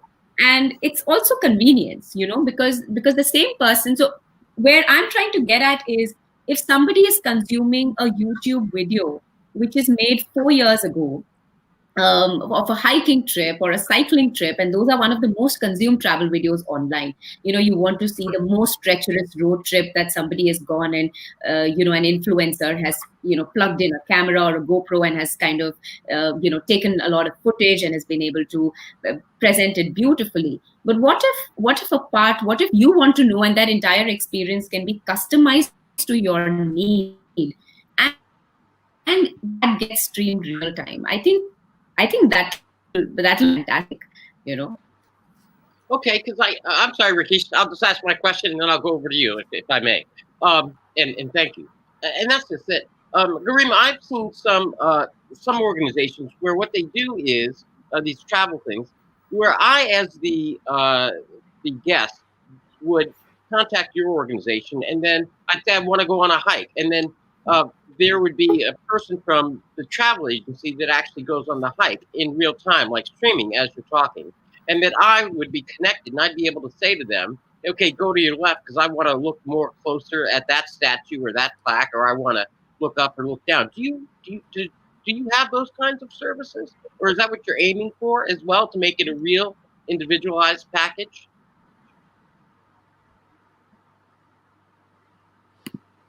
Okay. I think there is some. So Bill, what Garima does is she doesn't do a custom package for one people, but what they do is they do a group package.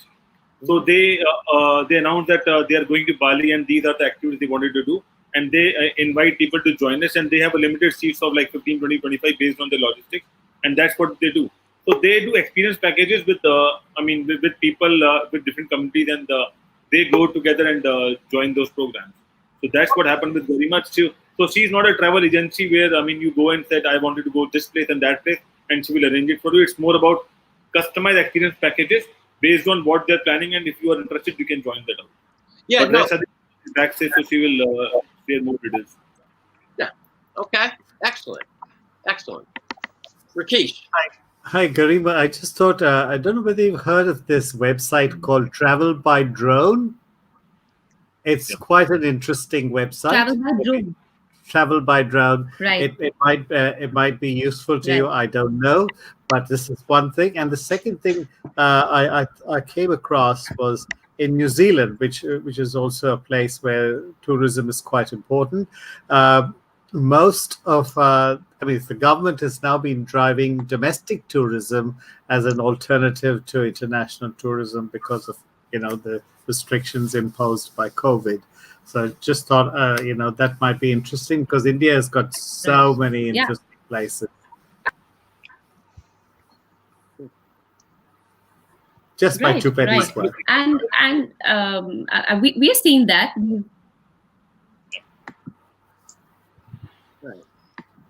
Right. We've been seeing a lot of interest in domestic tourism, and that is something we are very sort of closely promoting. We have, so whether it's a concept of working from the mountains or working next to a beach, we started a campaign of workations where people living in the cities, and when you can't really step out, you can't do anything, you can sort of take off for 14-15 days, and in that bubble we ensure that you have good connectivity. I think I should take that workation. I need that now with this connectivity. I'm not heading anywhere. So we have good connectivity. You have a work desk.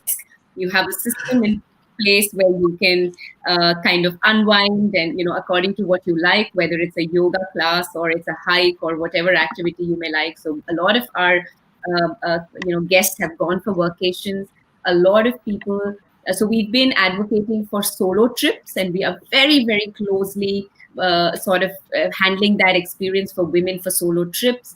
I think in the last 1 week, we suddenly have an uptake there, which is interesting.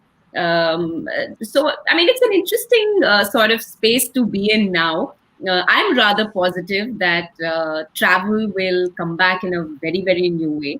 And I don't think I would have stepped back and thought of anything to do with incorporating more and more digital tactics, and digital technology into the system, which is what we've been able to do.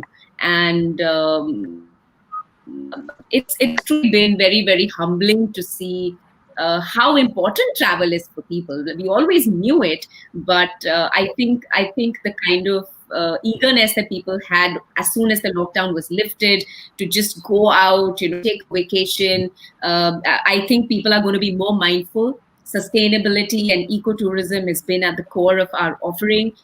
We've been advocating for people. We've been coaching people on how can you be a more responsible traveler. And it really starts by, and I've really been speaking about this on every forum. Do you know that every single second there are about 1,500 plastic bottles that get chucked into the ocean?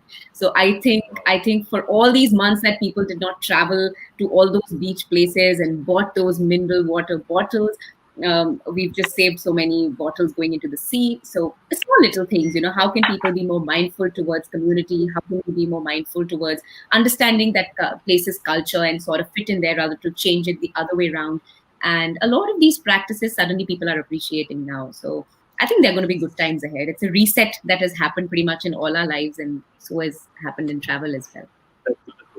And on that note, I think we should do a lot of travel-based programs for India, because we want everyone to come to India post-COVID and see how good India is, and especially after COVID, because it's a different country altogether. It's in a reset mode. Environment is resetting itself.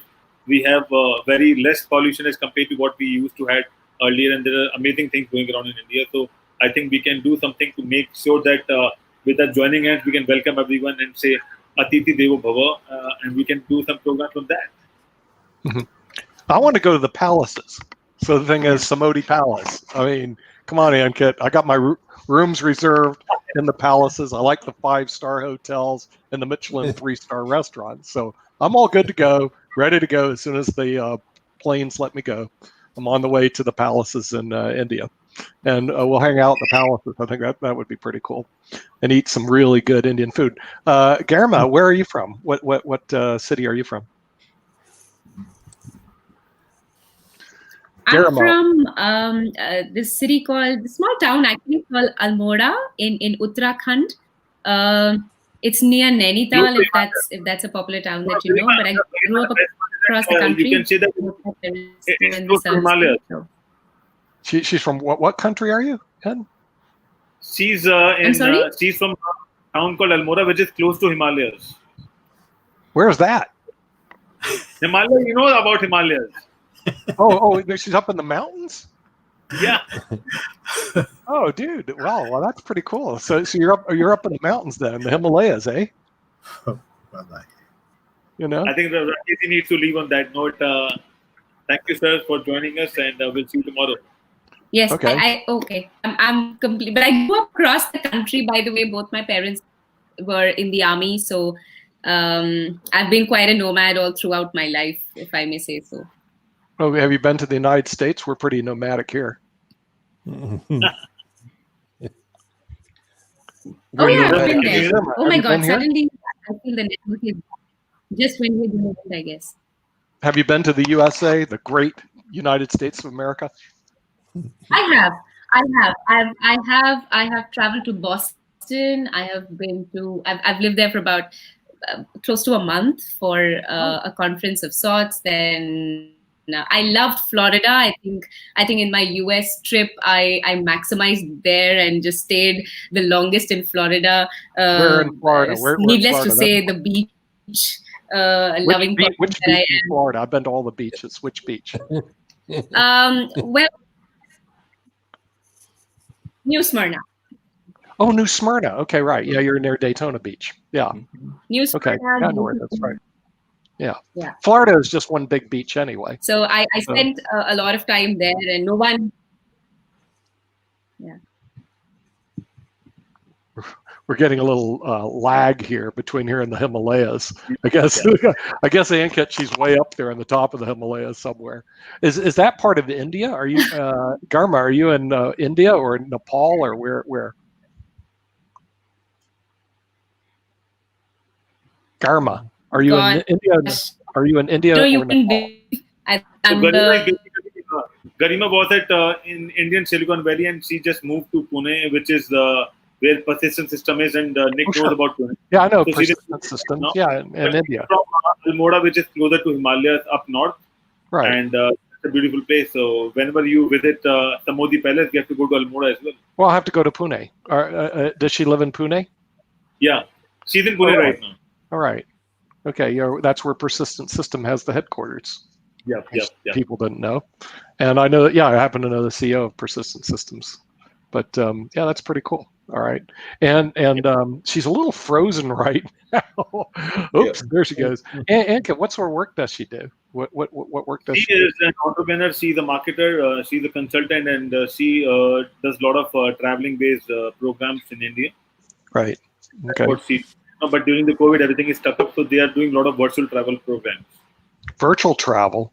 Yeah, it sounds like she was doing excursions similar to what you would have on a cruise, but it was being done virtually. So instead of it being like those excursions that happen on a cruise trip where they would take you to whatever, she was doing it, but taking it virtually. And I know a lot of the zoos were doing this even before COVID, so they would have you actually get to visit a lot of the more historical zoos. Like I know there's a zoo in Ohio that was doing this. I think one of the zoos in California, it might have been San Diego, was doing this as well. So they were doing a lot of this virtual kind of travel even before COVID. But if I'm hearing Garima correctly, she's doing this and is seeing that it's having an uptick. So we're having a more increased kind of amount of these virtual travel. So that's what it seems like was happening. And that's what she was talking about. I was watching from afar, Nick, because like I said, sometimes I can be checking out what's going on in IBMTV, even when I'm not in the show. So I'm checking out. Yeah, you go back and you can watch. Yeah, but the thing is, I'm into traveling.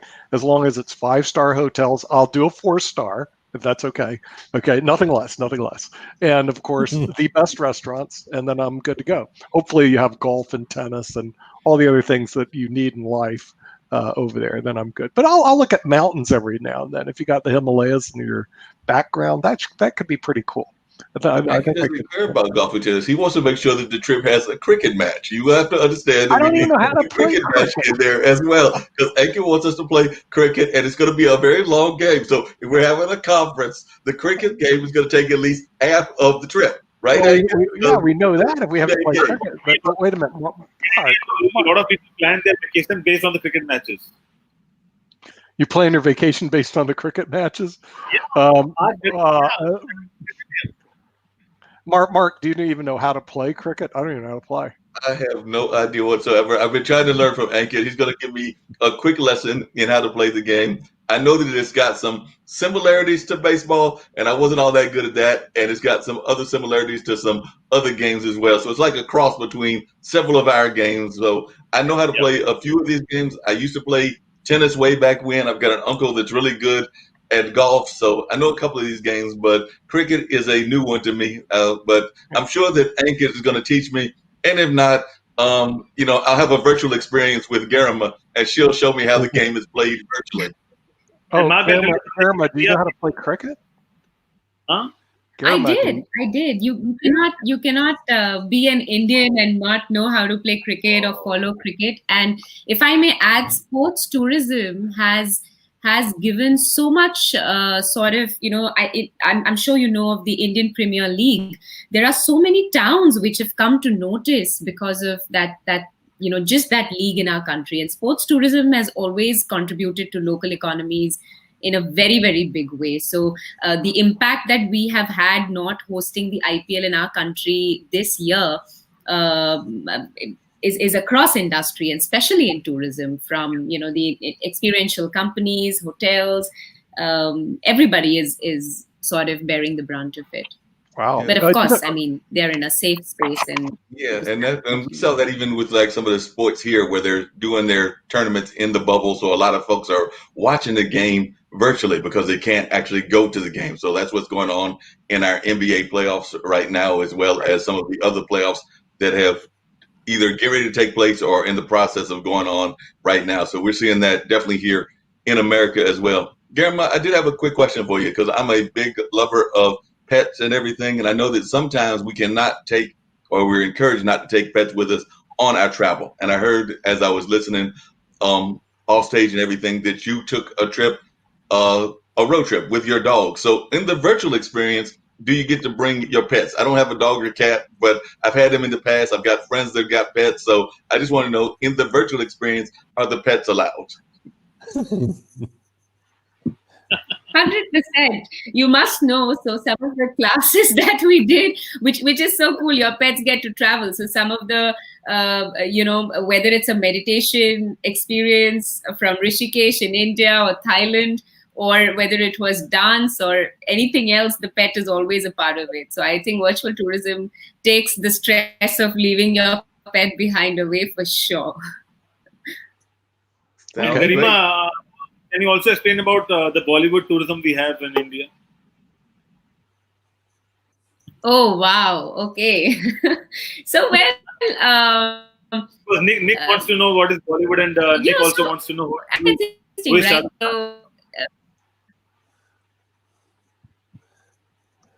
Bollywood just got frozen. Nope. I wish I could give you links and access to a lot of media in India today. Sorry?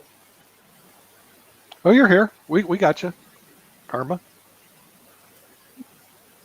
Okay. If you can hear me, I can't. But okay. So Bollywood is how do I say? I think it's all the reason. I don't know if you know. So in Switzerland, if you travel, there are really cutouts of our movie stars, right?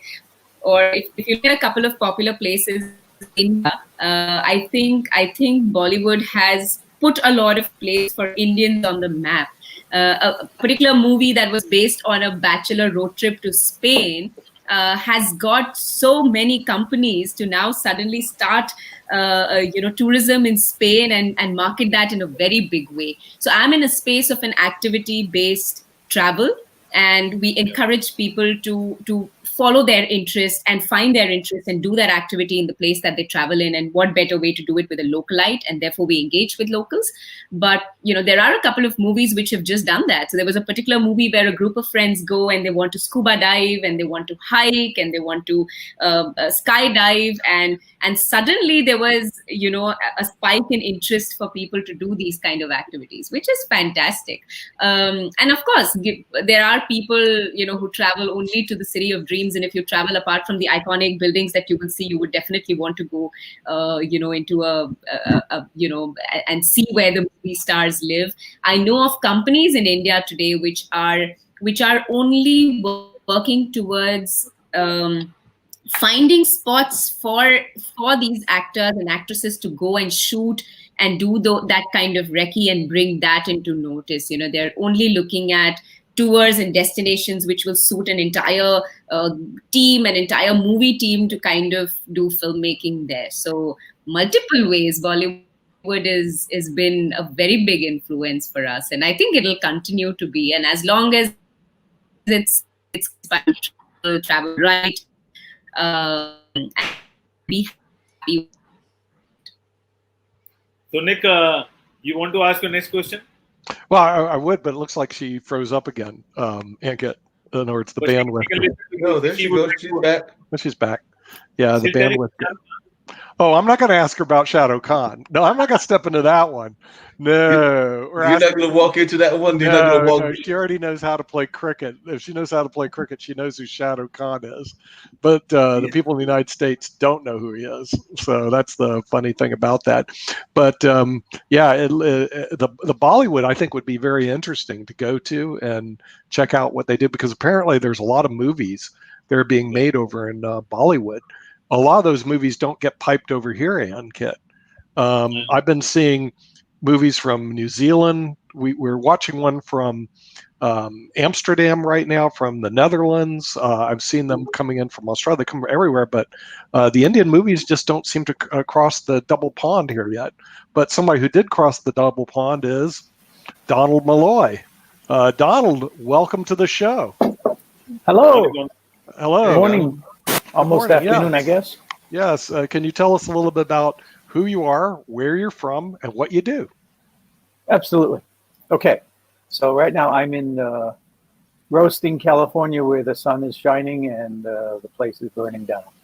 Hopefully they will get that under control soon, and we will be back to normal again. But yes, we're having a little tough time with the fires this year. Yes, I did notice that. Is that Northern California you're in or Southern? It actually started out northern, and now it's going southern. Really? Wow. All right. We had a series of lightning strikes. I grew up in Massachusetts, so I've been in California for 23 years, but I was never accustomed to this. In California, well, in most of the country, when you have lightning, you have what? You have rain. You have rain that goes with it. Not in California. You have lightning, it's dry lightning. And so it sparks lots of fires. So we had 13,000 lightning strikes. I think that was the number, or 1,300. Yeah. It's an enormous number. So it sparked over 400, 500 fires. Mm-hmm. It's a big state, but 500 fires are a lot of fires. And a couple of them are very large right now. They're I think, about the size of Connecticut. Really? Wow. So what do you do in California? So what I do is I work for a couple things. I work for a company called Dual Auth, which is a Korean authentication company. And how I got involved with them is I manage Oath, which is the initiative for open authentication. We wrote the algorithms for multi-factor authentication about 10 years ago. So 10, 12 years ago, the federal government said static passwords are no longer good, right? We all knew that. Bill Gates declared the password dead in 1984, and here we are, 2020, still using them. Right. So the government tried to get us into something better. And so we have a couple of algorithms that we wrote, a time-based, an event-based, and a challenge response. So when your bank doesn't recognize your device or whatever service you're dealing with, it says, I'm going to send you a one-time passcode. That uses the Oath algorithm, pretty much. It's open source. It's what Microsoft uses, Google uses, Computer Associates. Most everybody uses this type of algorithm, except for this three-letter company called RSA, which chooses to use a proprietary system.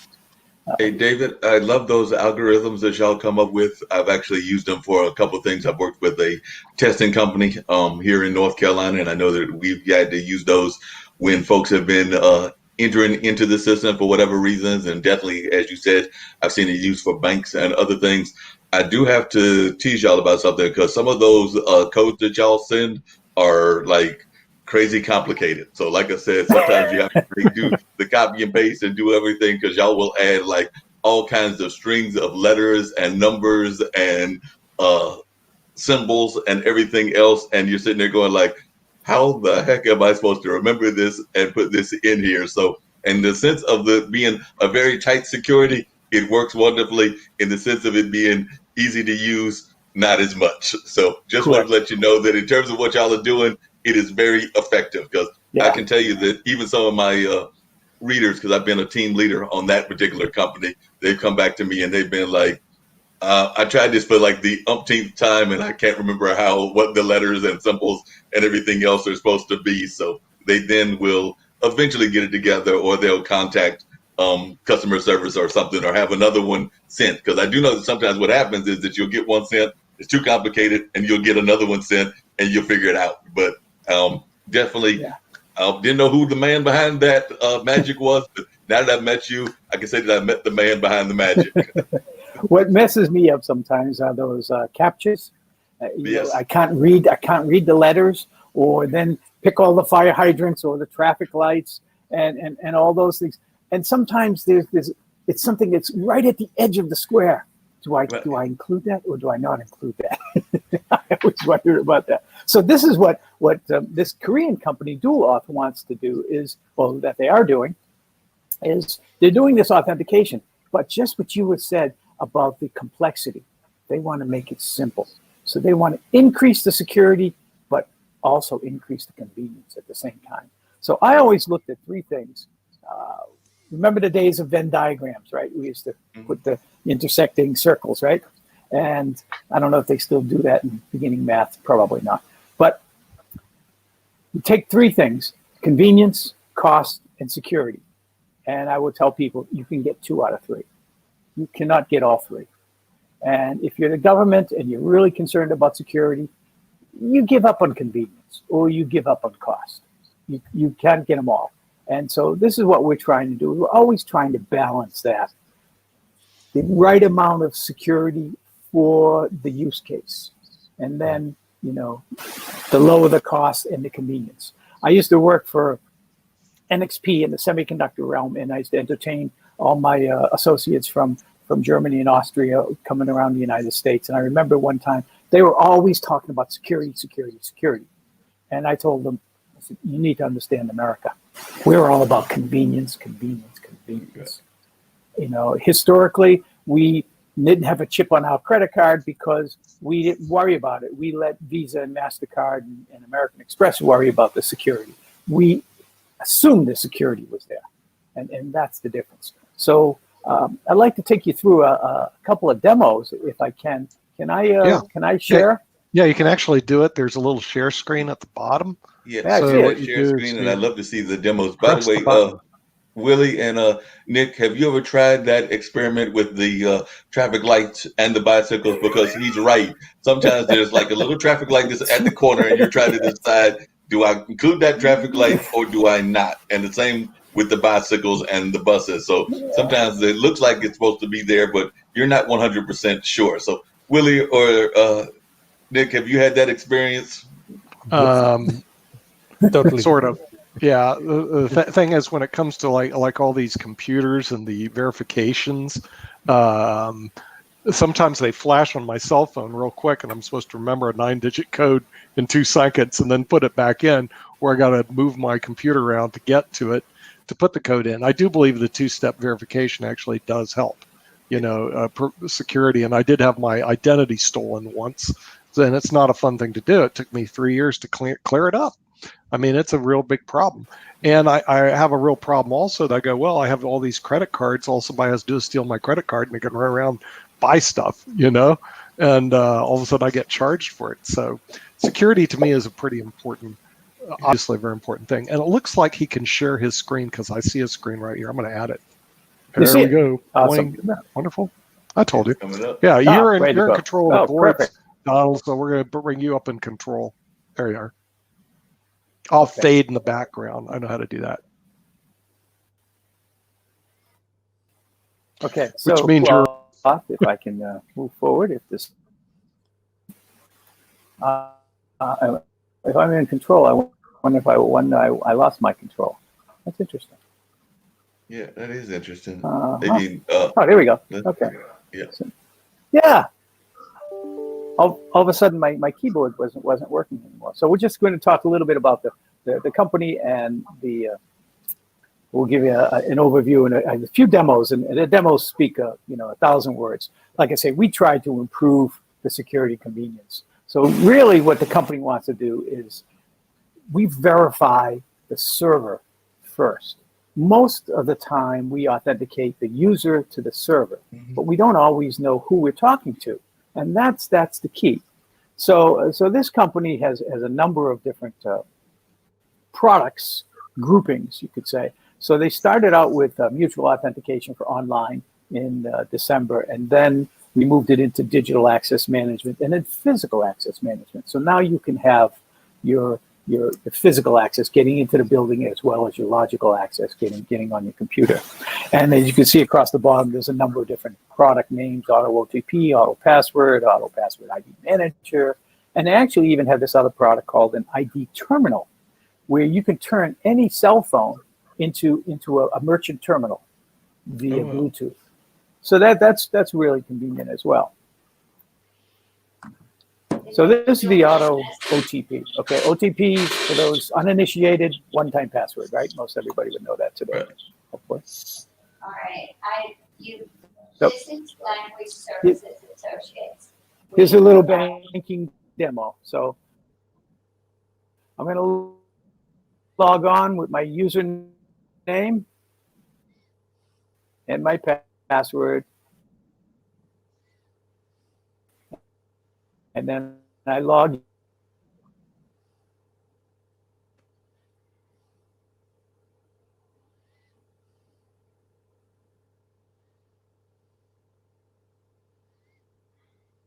Okay.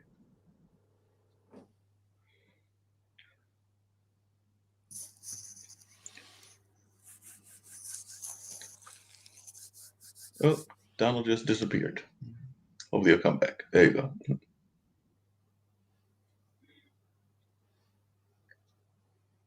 So Donald, I don't know if you can hear me, but I'm guessing that part of what this would do would eliminate to some degree what happens sometimes with the phishing and things of that nature. Because I know that sometimes folks will find a way to steal identities, as Nick was just talking about. But it seems to me that if you've got the access to the server as opposed to the access to the individual, then you could come back and be like, where did that server come from that was stealing my identity and things of that nature, and would be able to, like, say, if they were coming from another country or coming from like Montana or Texas or whatever, and you were in the South, you would be able to know that because you had the server access versus the access to the individual that might have stolen that identity. Is that a correct assumption on my part?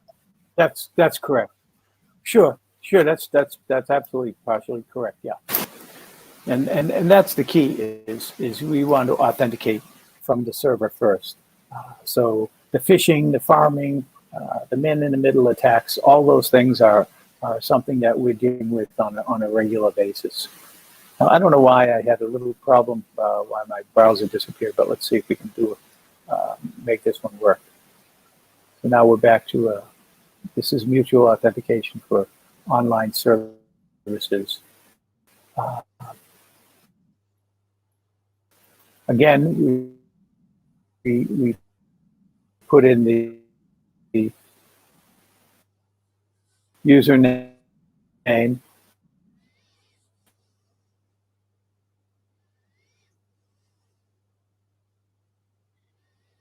comes from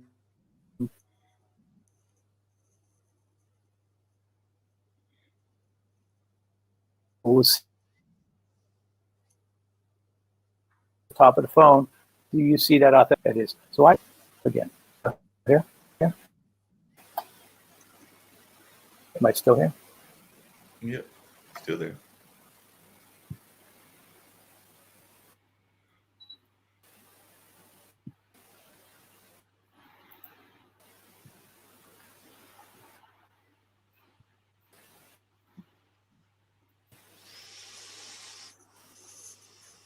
Are you guys seeing me? Yeah, we see you. There seems a bandwidth problem. Yeah. These things happen, but we're getting the gist of what's going on with the authentication. And now here's and again, you don't have to type in password, and then you're able to get the service, whatever that service is that you're trying to accomplish. So here's, I said on the bottom, there's YouTube links. And here's a version of the digital access management when you use mutual authentication.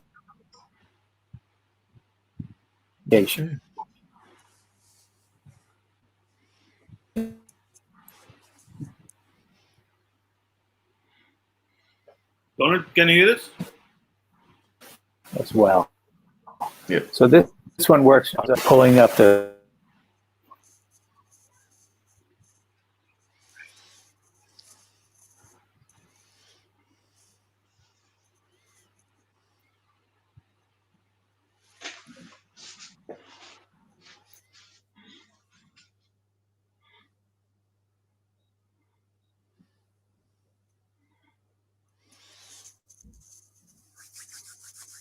and this version is for, this is mutual authentication at an ATM. So again, you can do your ATM machine.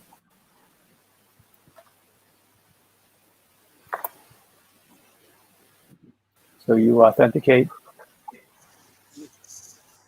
your phone. Is it working?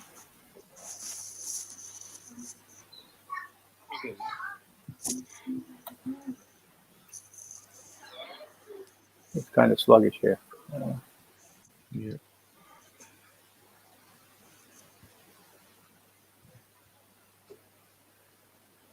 Okay, this version, we're going to see this uses Bluetooth. Okay, we're going to have a connection here. He's going to open the door, with his phone via Bluetooth. This is using BLE, Bluetooth Low Energy, short distance, and now we have the long distance. Whoa, we jumped right through it.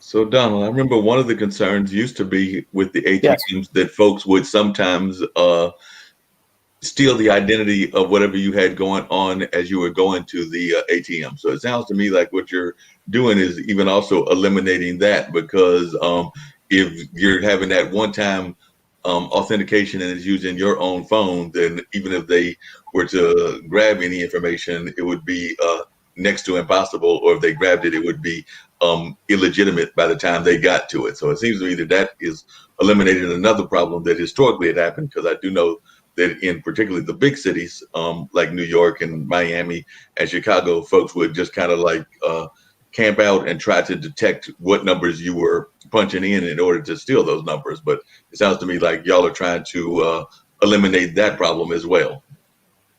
So what you're saying, I think what I heard is that if you're trying, someone is grabbing your passcode and trying to use it at another time, it won't work. Is that correct? What you're saying? Yes. Yes. Not only would it not work, but in many of these systems, it's an auto password. You don't even have to dial in a password yourself. The password is given to you, and you just authenticate that this is who this is the server that I'm trying to connect to. So that you have, it's more of in this case, it's a challenge response. You're receiving the challenge, and then you respond.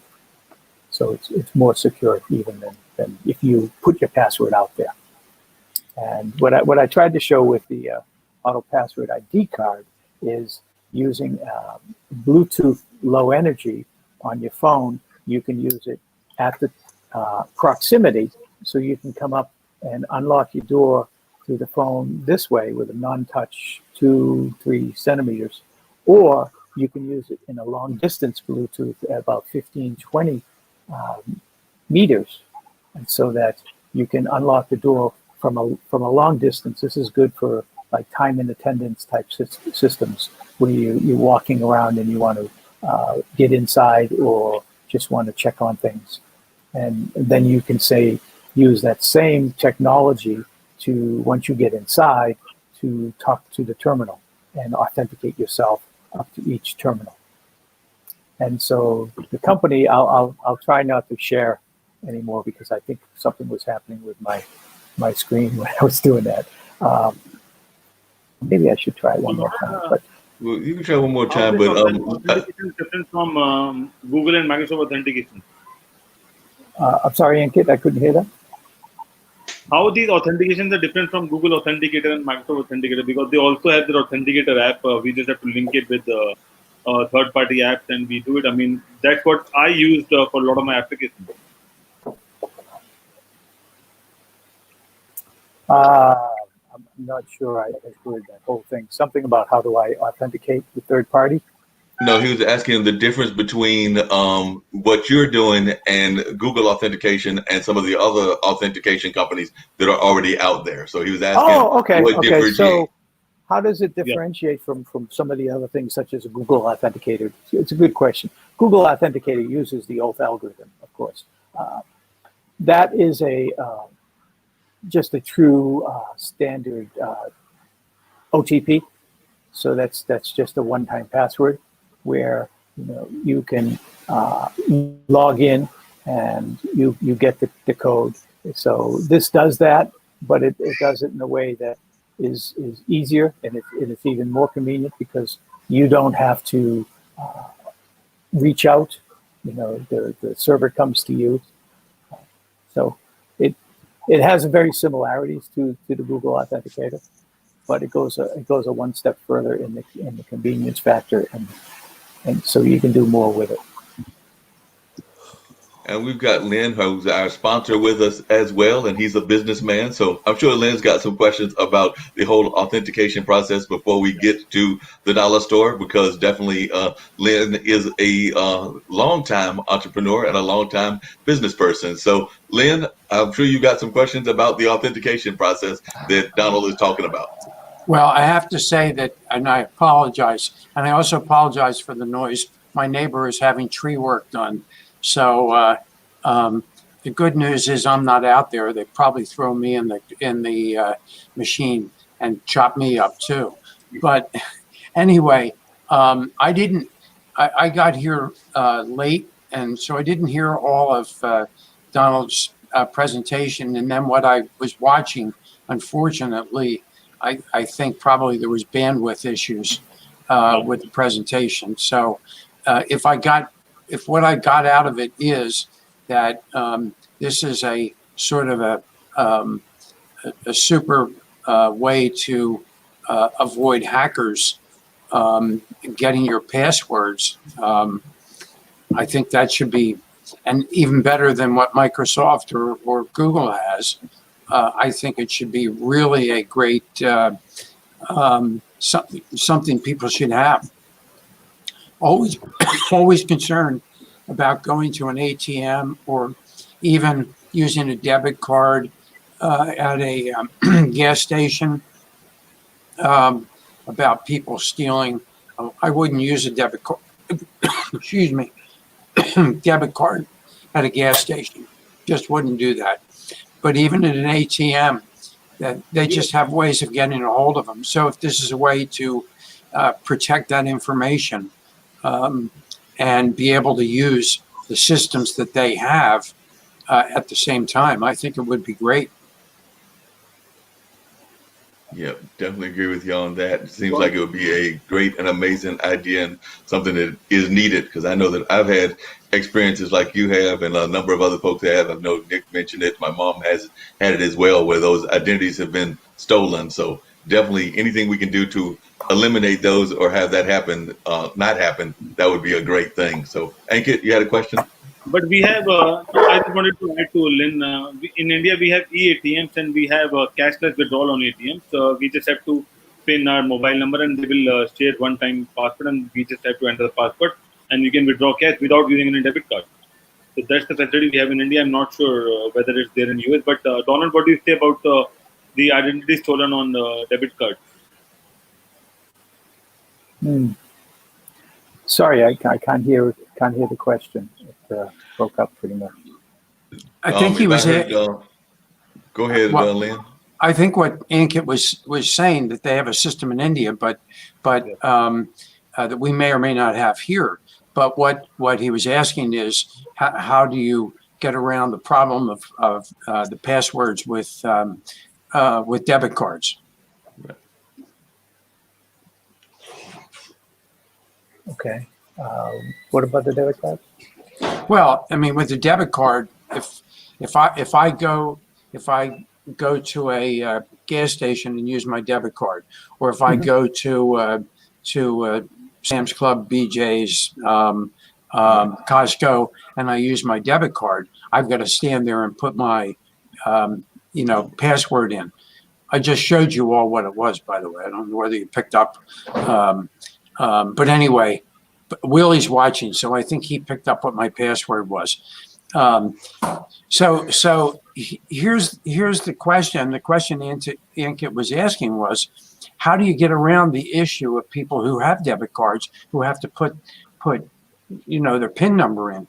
Shouldn't call it a passcode. Should call it a PIN number in order to be able to make the payment at the gas station, to be able to remove money from an ATM.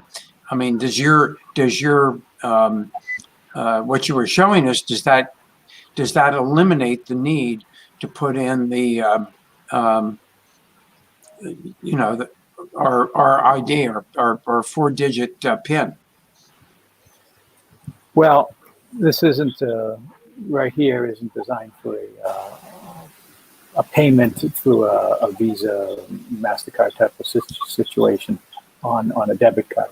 the auto ID password will authenticate you to the service, and then that payment will be done. On a debit card, one of the challenges, as you know, probably there are a lot of challenges with debit cards. One is that money is your money, and if that gets stolen, that money's gone, and that's why debit cards are a great way for money laundering and hackers and stuff. It's not like a credit card. A credit card is you're using their money. A debit card it's your money. And I talk to people and I shy away from using debit cards because of that. It's like a stored value card. When you go into a store, you buy put $100 in and you get a card, and that's untraceable money now. That money is being used a lot of times by money launderers. That's how they put money into the system.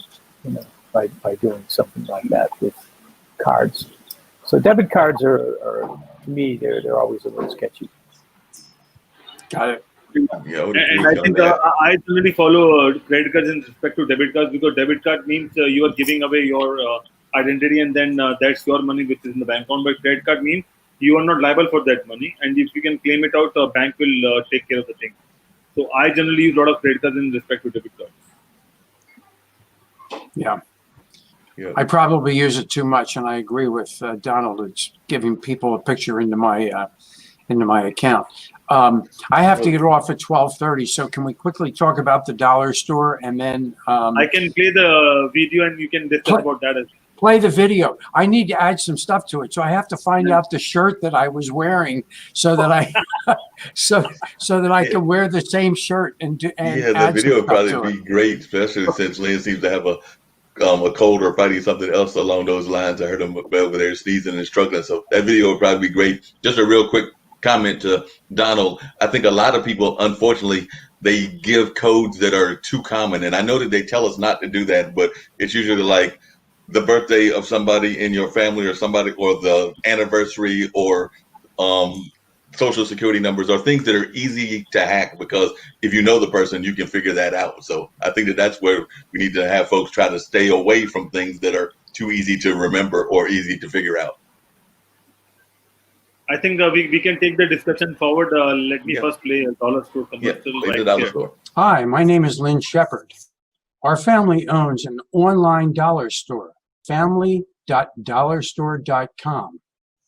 We have over 4,300 items on our site, quality items, and a lot less expensive than you might find wherever you're shopping, including on Amazon.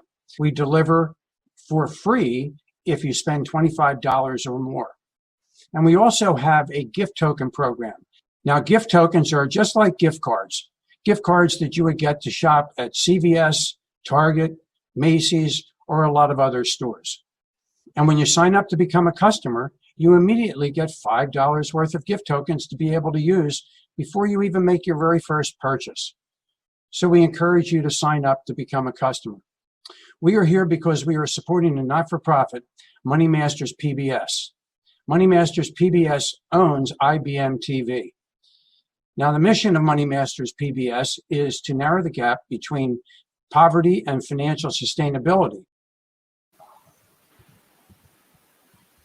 Is that as far as it goes? Yeah, because that's what we received. Okay. Well, we have to do, I have to add to it, at least. You don't even have to remember the URL. Just simply click on the big green button. So I'll find the shirt that helped, and I'll record that and send it to you. But so Donald hasn't seen the routine, and I don't have a whole lot of time to do the routine. But we do have 4,300 items. Mark is in the process of memorizing all of them, Donald, just so you know. And we're going to do a 24-hour show where Mark can present all 4,300 plus items, so that the public knows what they are. But we have great things. We have things like CBD products, like CBD patches. This one has lidocaine in it. If you have a bad back, which I do, use it occasionally on my back. also have tendonitis in my shoulder, so I'll use it in my shoulder. We have masks, 50 of those for $25. Shipping is free for orders of $25 or more. So why not buy a whole box of masks? They're disposable, and they're 3-ply. They're just like medical masks, so they're over 90% efficient, which is not true of many of the cloth masks that you'll find, especially people who just simply wear bandanas around their face. Those don't work very well. We have our products are all quality products, and they're a lot less expensive than you're going to find over the counter. So my favorite one is a product that ladies would want to use. I don't think any of those of us who are on the store right at the moment care about the lines in our face, but ladies do.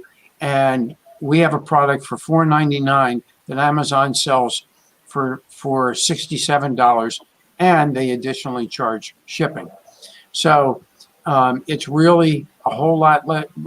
Our products are a whole lot less expensive in many cases, and why not just simply save money?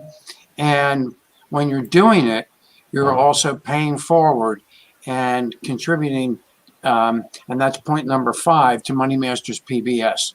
So through the end of the month, which is next Wednesday, we are giving 100% of our profit to Money Masters PBS, and we encourage people to shop as much as possible. Mark, go buy some more cookies since you didn't buy them on your last order. I did not. Do another order. Okay. I got to get another order, and Nick told me that he's buying cookies, so we're in a cookie battle now. So I've got to buy cookies so I can try to compete with one of the founders of this great network, Nick, since he's told me he's a cookie monster as well. I thought I was the only cookie monster, but I found out that the big boss is a cookie monster also. So I found out that I've got to compete with him. So glad you mentioned the 5. And by the way, I know that we don't unfortunately ship to where Ankit is, but he can get those gift tokens and send them to folks that he knows in this area. So that's one of the things that I know that you talk about all the time. And another thing that you talk about is that folks can use this to give back to folks that are going through hard times if they want to do that as well. Because I know you mentioned that they can make donations to the folks that are dealing in Texas with the results of those storms that they had, but also Donald is in California where they've had the big fire, so they can do stuff to help those folks as well. So definitely they can use the dollar store to do that, and then later on me and Ankit might talk about another way that they can help the folks out of the fires, because we're doing a big event this weekend on this Saturday that'll be trying to raise money for the folks that, like Donald, are suffering through what's going on with the fire. So just wanted to add that to the presentation as well. I feel sorry, Donald, for what all you folks are going through out there. And what Mark says is very true. There are a lot of relief organizations, and we don't just ship to your own home. So we ship wherever we say. So you were going to ask a question, Donald? Lynn, before we move to Donald, I'll tell you something. If we authenticate using Donald's application on Dollar Store, no one have to put their username and password. Just an authentication, and they will be able to log in on Dollar. Right. Well, we need to talk to corporate. I'm one of a number of owners of online dollar stores, as Ankit and Mark know. Corporate is in Irvine, so they may be interested in that kind of stuff. And that's also something. I mean, I wanted to give away $10-15 if someone tell us that how many people had joined us on the Peace Day from 8:30 in the morning till 9 p.m. EST. If someone give me a figure, I will give you $15 on Standard or Dollar Store. Oh. You'll have to ask people. I have no idea how many people. I know. So that means you need to watch the show and then let me know the number, and then take away $15 from $500 store. See, well, we should get people to give us the right answer, and then if they give us the right answer, you just give them some gift tokens, and that's great. People also, before I get off, need to know that we give $5 worth of gift tokens immediately to anybody who signs up to become a customer, and you can go to the big green button on IBM TV, click the big green button. And if you happen to be colorblind, then don't worry about it because it's big and round. Just click the button. It takes you right to the website. And when you sign up to become a customer, you get $5 worth of gift tokens. And then, as Dr. Sagu likes to say, it's 5 and 5 because through the end of the month, we're also giving you an additional $5 of gift tokens. So. And we will send those out. You can use them right on the website, right on when you're purchasing. Just put your order in. If it's over $25, then it's going to be free shipping. Then use your gift tokens, and it'll reduce the cost of your order. So anyway, that's enough. I do have to run. I have a meeting, but thank you so much, and God bless. Take care out there in California, Donald. Okay. Yep. Okay. Thank you both. Bye-bye. Thank you all. I love that idea, Ankit. But I do have one thing to let folks know. I would be horrible at that because I remember when they used to do those beans in the bottle, and you would try to guess how many jelly beans were in the bottle. I never could guess it because I was always wrong. So, like I said, because they would have like Sharif probably knows about this as well. They would have like tons of these things in there, and you would try to guess, and it might be several hundred, and I was never. I'm talking about that one.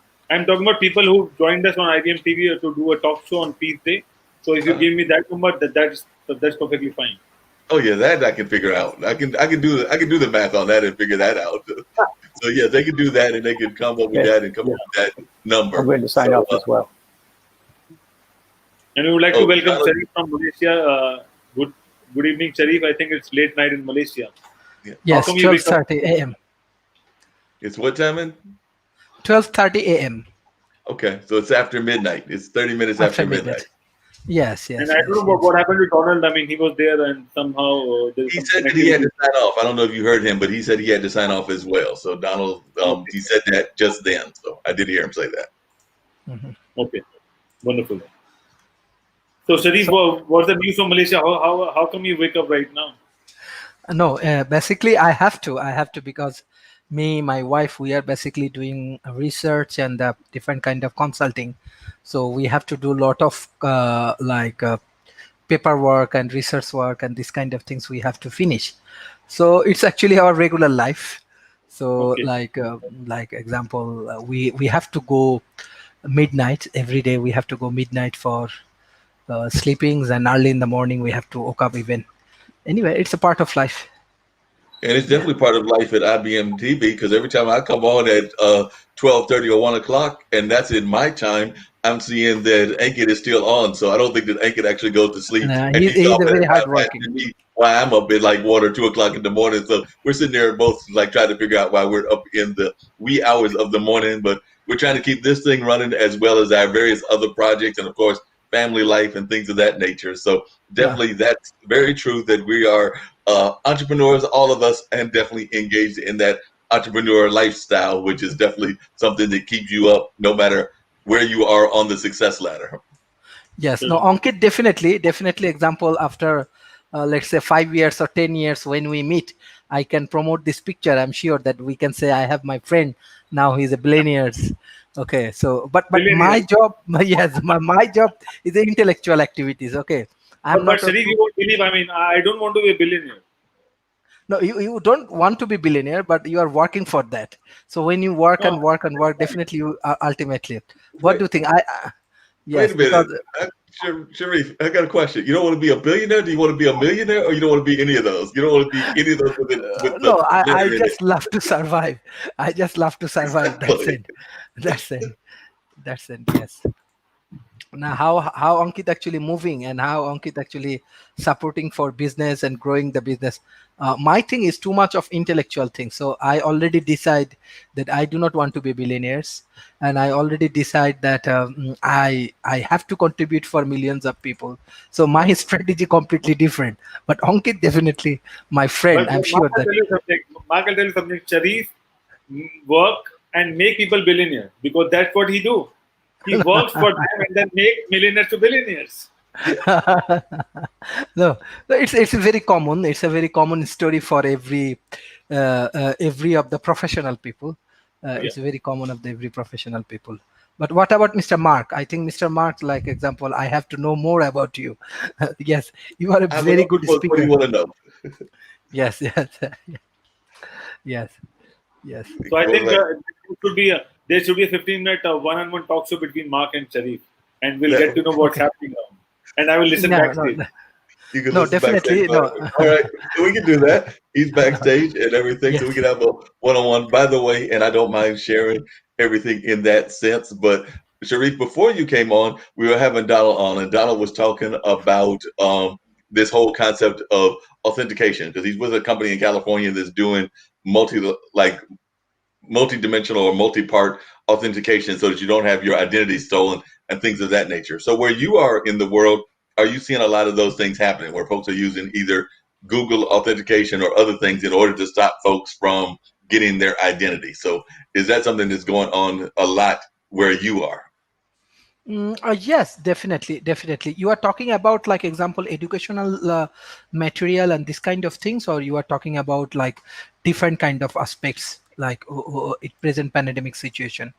It's more like authentication that would go on with your passports or your passwords. I said passports, but I meant passwords. So, like, if somebody was trying to get your password, you would have these different ways of authenticating. But instead of authenticating to you, you would authenticate to the server. So there was another layer of protection in order for it not to be stolen. Because here in the United States, it's been, and I think globally, a big issue where folks have had their identity stolen and people have taken money out of their accounts. People have done other things because they have gotten that identity through the passwords. And it's also people have had documents, because I know you're in the business world, that they've had documents and things stolen because people have gotten the password. So it's a way to stop the password thefts is what his authentication program seems to be about. And that's what we were talking about before you jumped on. So that's one of the things that was in the conversation. No, very interesting, very interesting. Actually, like in Asia Pacific, even example, let's say South Asia,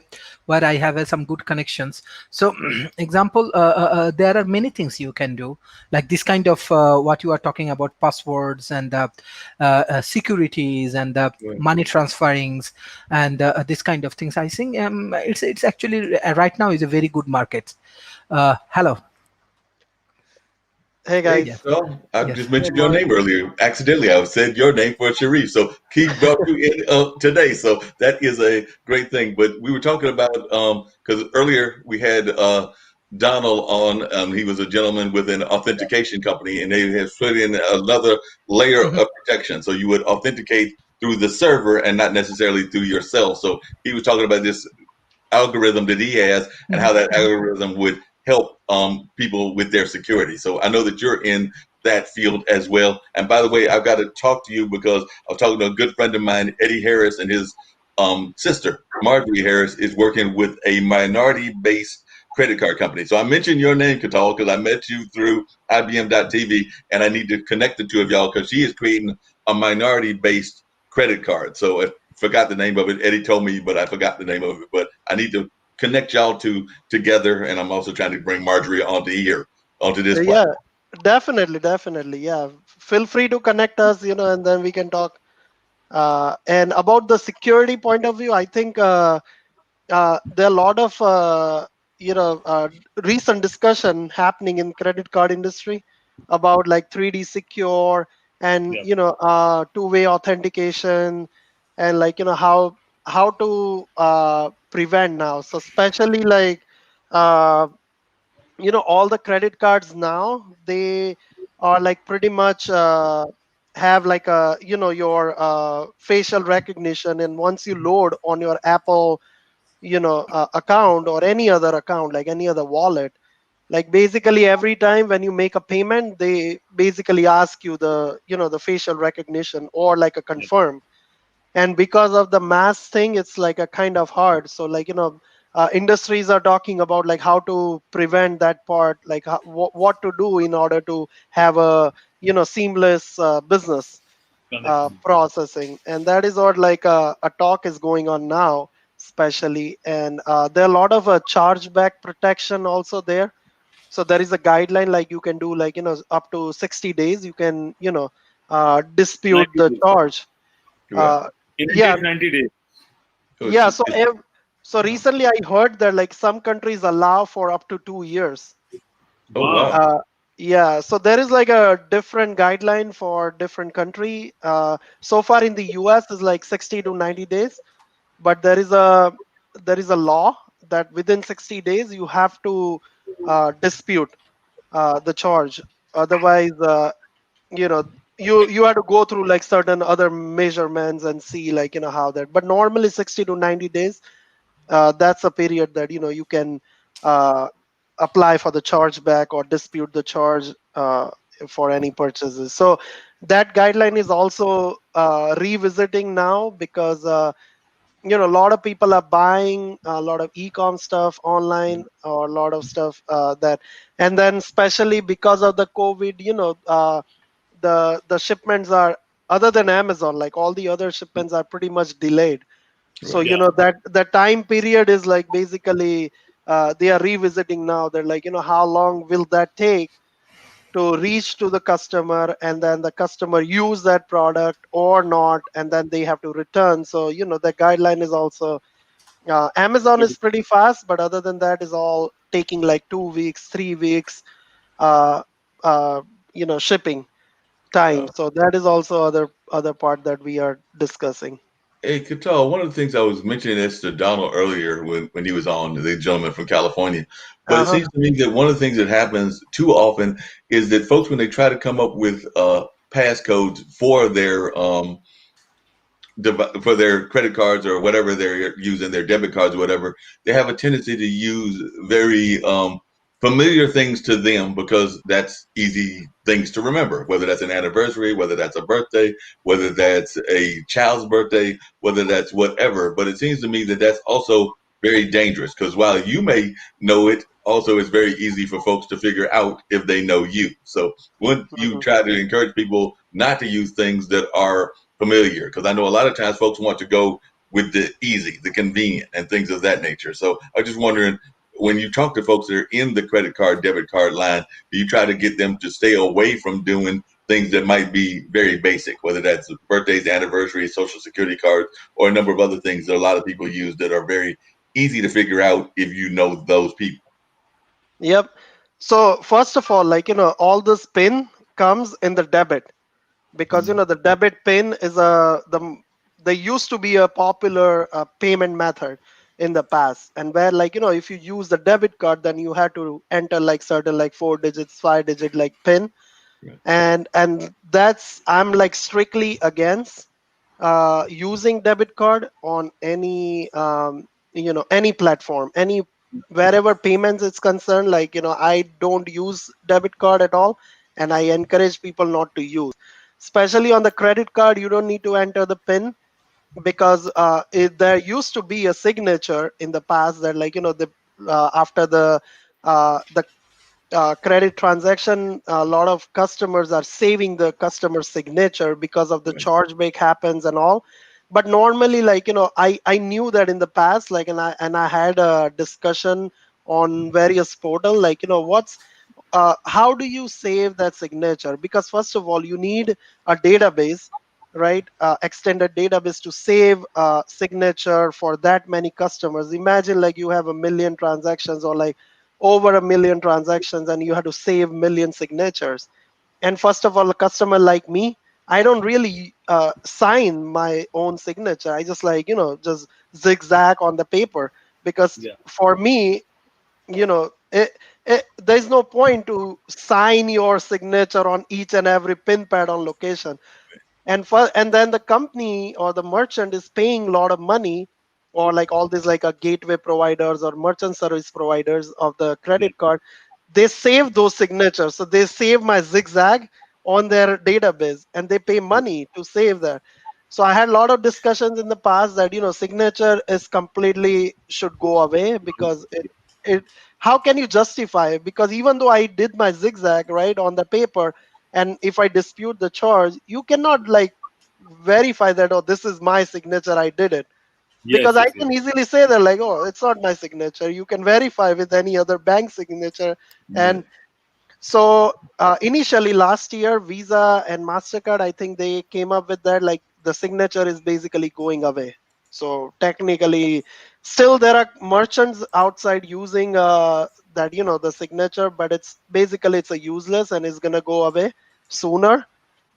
But normal the process is right now is the I really like is the fingerprint or facial recognition to take the payment. Or the EMV is a very standard method, so insert your chip and that's it. Like, you don't need any signature, you don't need anything else, because the chip reads and all those algorithms are there. There is also a quick chip also came up in the market last year. So basically you insert and then you pull it out immediately. So you don't need to stick your card for longer. That's called the quick chip. So the device read that chip and then they process simultaneously while you scan all your other products or all, like, so if you go to there is a retail store name is BJ's. It's like similar to Costco's. So BJ's has a quick chip. So as soon as you go there, and like either you can, before you scan your products, you can insert the card and remove the card and then scan your products, or you can scan your products and then insert the card and then remove the card, and then the process very faster. It's called the quick chip EMV capable terminals. And that is I personally believe that is more secure. But if you want to pay with the mobile wallet or e-com or anywhere else, then I would say like 3D secure or two-way authentication. So like they verify you, they text you on your phone, and then you verify that number on that e-com, and that means they know that it's you who's authorizing the transaction. So that is also most secure way of the payments. And obviously like facial recognition is also more secure way of payment. So there are different entity, different business cases involved. What kind of business you have? Is that the physical terminal there, or it's a purely e-com, or do you have a physical terminal with all this, like the wallet capabilities? Then it's a different use case. But as I said, like answer to your question, Mark, the debit card never use in anywhere. Always use credit card, because debit is directly linked with your bank account. And I said in the past also to IBMTV viewers that, like there are companies whose basically their job is to hack customers' credit card information, and that's why they are paying their employees to hack all this data. So to protect that part, always use credit card, so your money is safe. You are basically dealing with the credit card providers, and that most of the time they will take care. So like recently, I'll tell you my personal experience from yesterday. That was a very legit. I'm using a Chase Sapphire card from JP Morgan Chase, and I saw one transaction on my Chase card. It's from the Kindle Unlimited. So it's basically a Amazon Kindle charges, and that was like $9.99. I didn't authorize, I didn't recognize the card. So I called the Chase, because I use the credit card, so I called the Chase and I said, like, I didn't authorize this card. Can I dispute this? And then they verified all my previous transactions and like my older transactions, and make sure, like, it's I was the one who's authorizing other transactions. So I recognize all the transactions except this one. So I told them, and then what they did is obviously they refund my money. So technically, who lose this deal? Either Chase or either Amazon, because I got my money back because they refunded. So now, how do they dispute, or how do they solve this matter? Is basically Chase is like, putting their case against Amazon, saying like, the customer didn't authorize. Do you have any proof? And Amazon probably didn't have any proof because I checked my Amazon account and I didn't find any transaction that there. So that is the latest example that, like, maybe hackers, maybe my cards are floating around in the world in so many platforms. So in short, like, the Chase is gonna give me a new card and my old card number will be gone and this will be a new card. So technically my money is safe.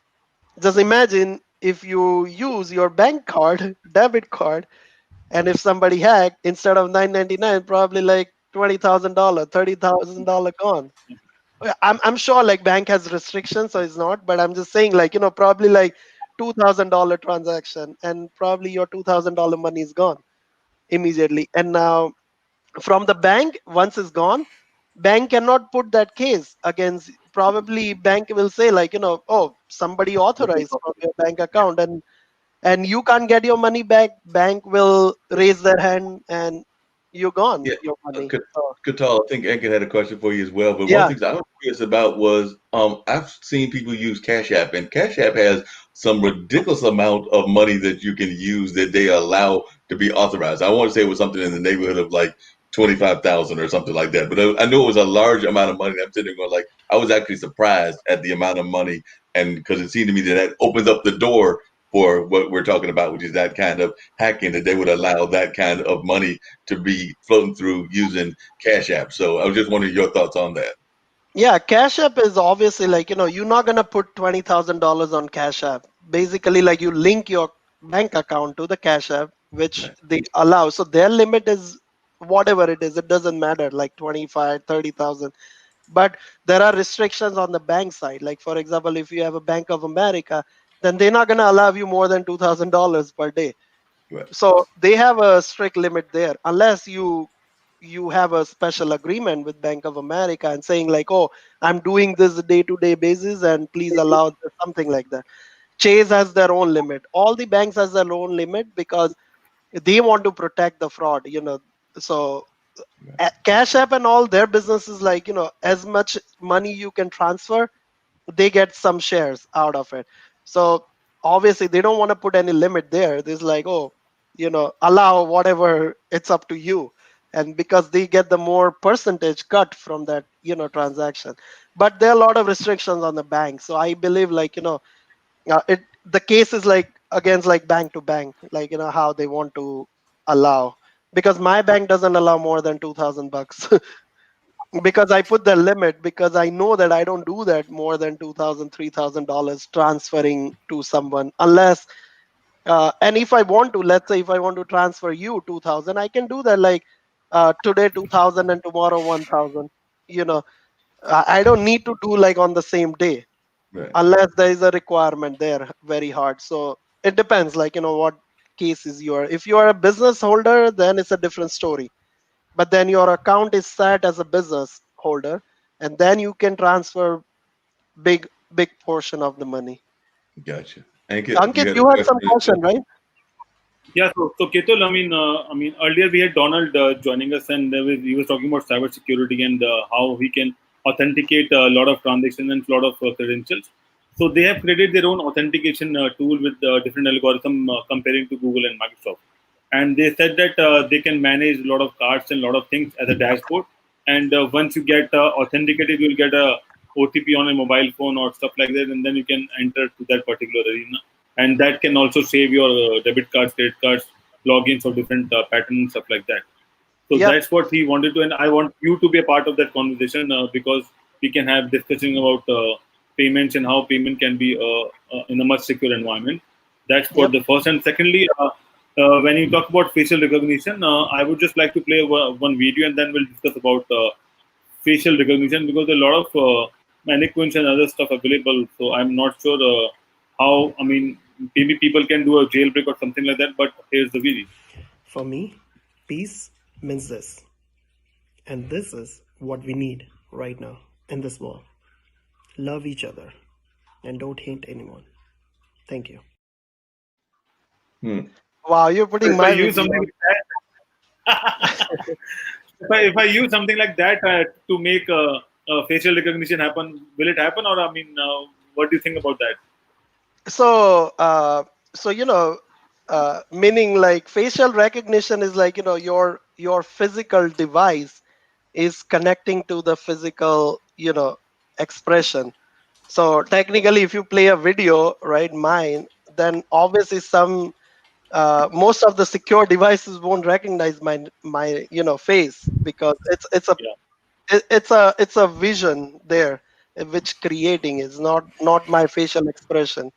But now I'm surprised, like, if just imagine, like, the iPhone facial recognition, right? If your hand is on your face, it still recognize your face, Mhm.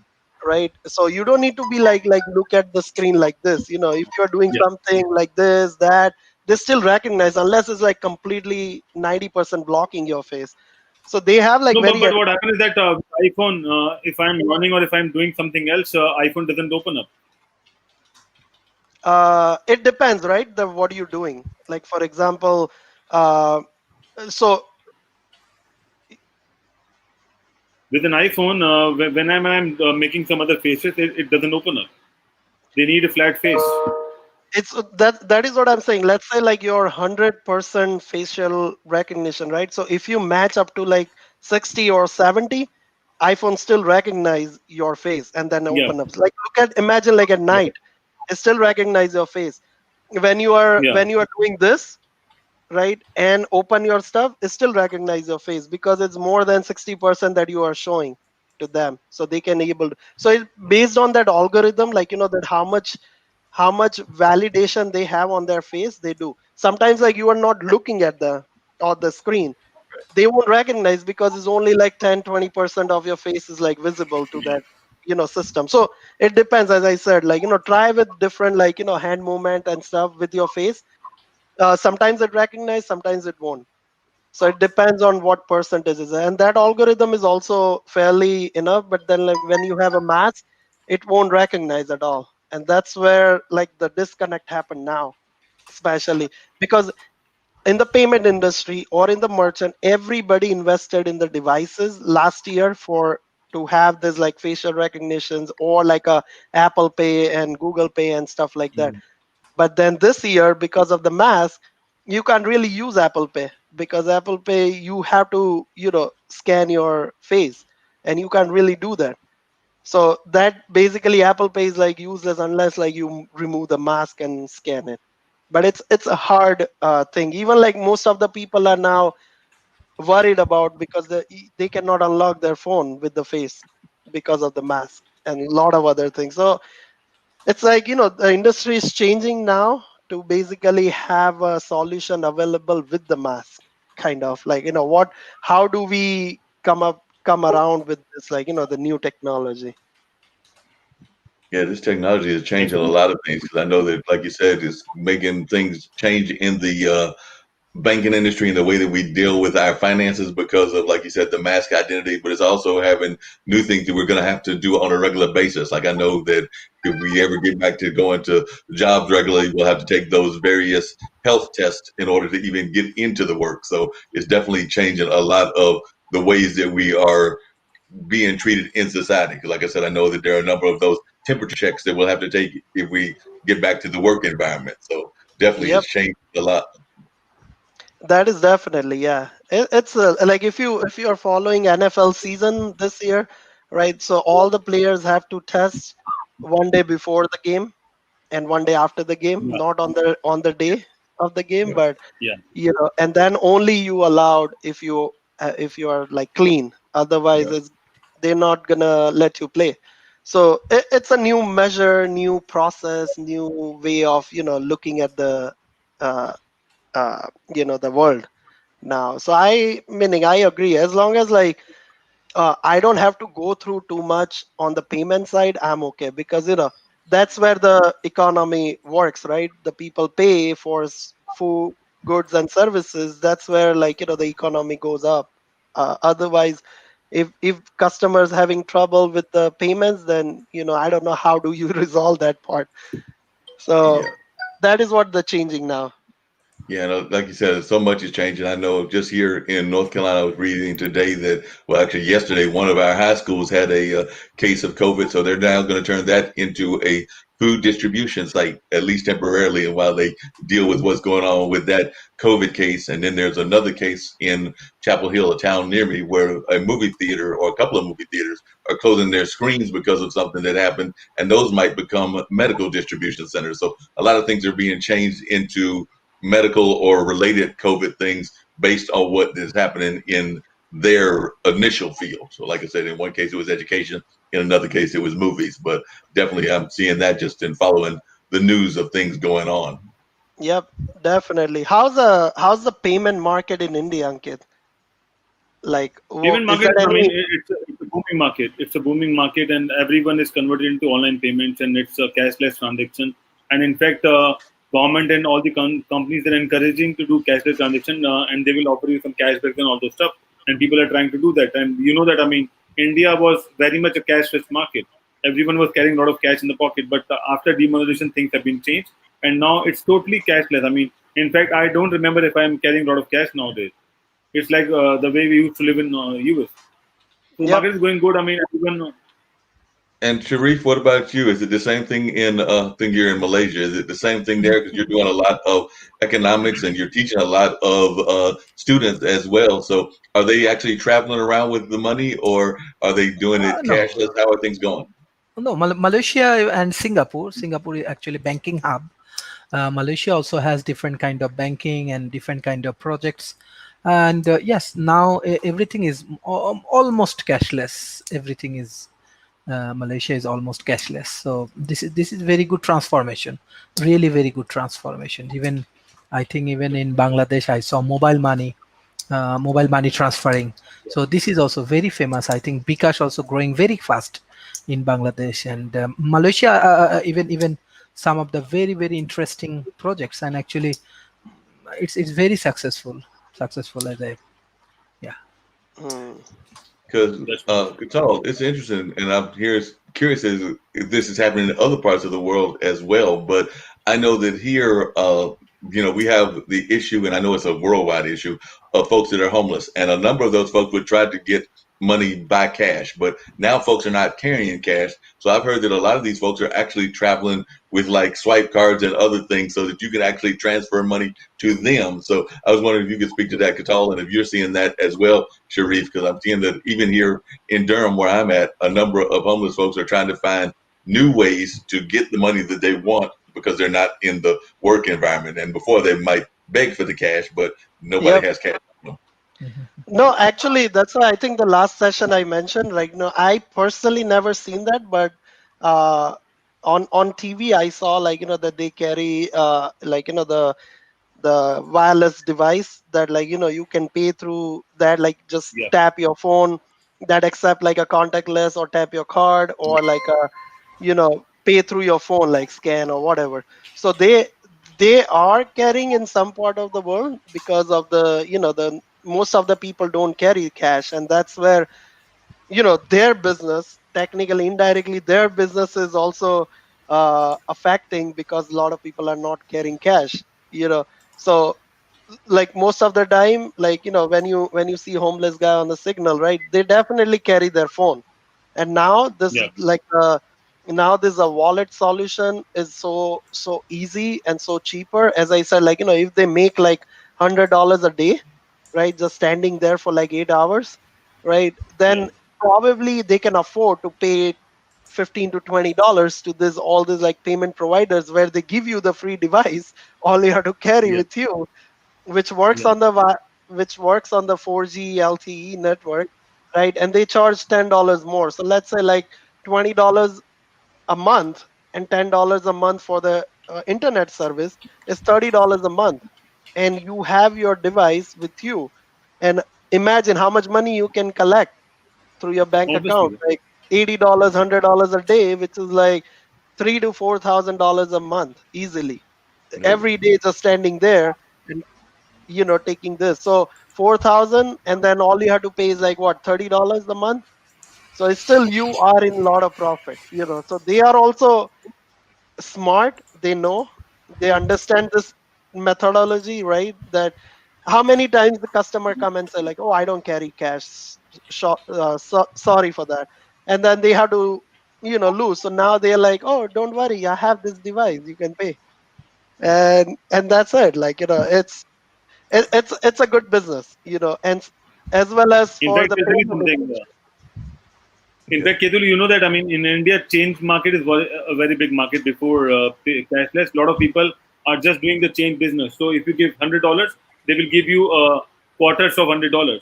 And because whenever you go and buy something, you need to have those quarters. You need to pay them back. Then it's up to you whether you will put it as a tip or whatever it is. But that's a bigger market in India.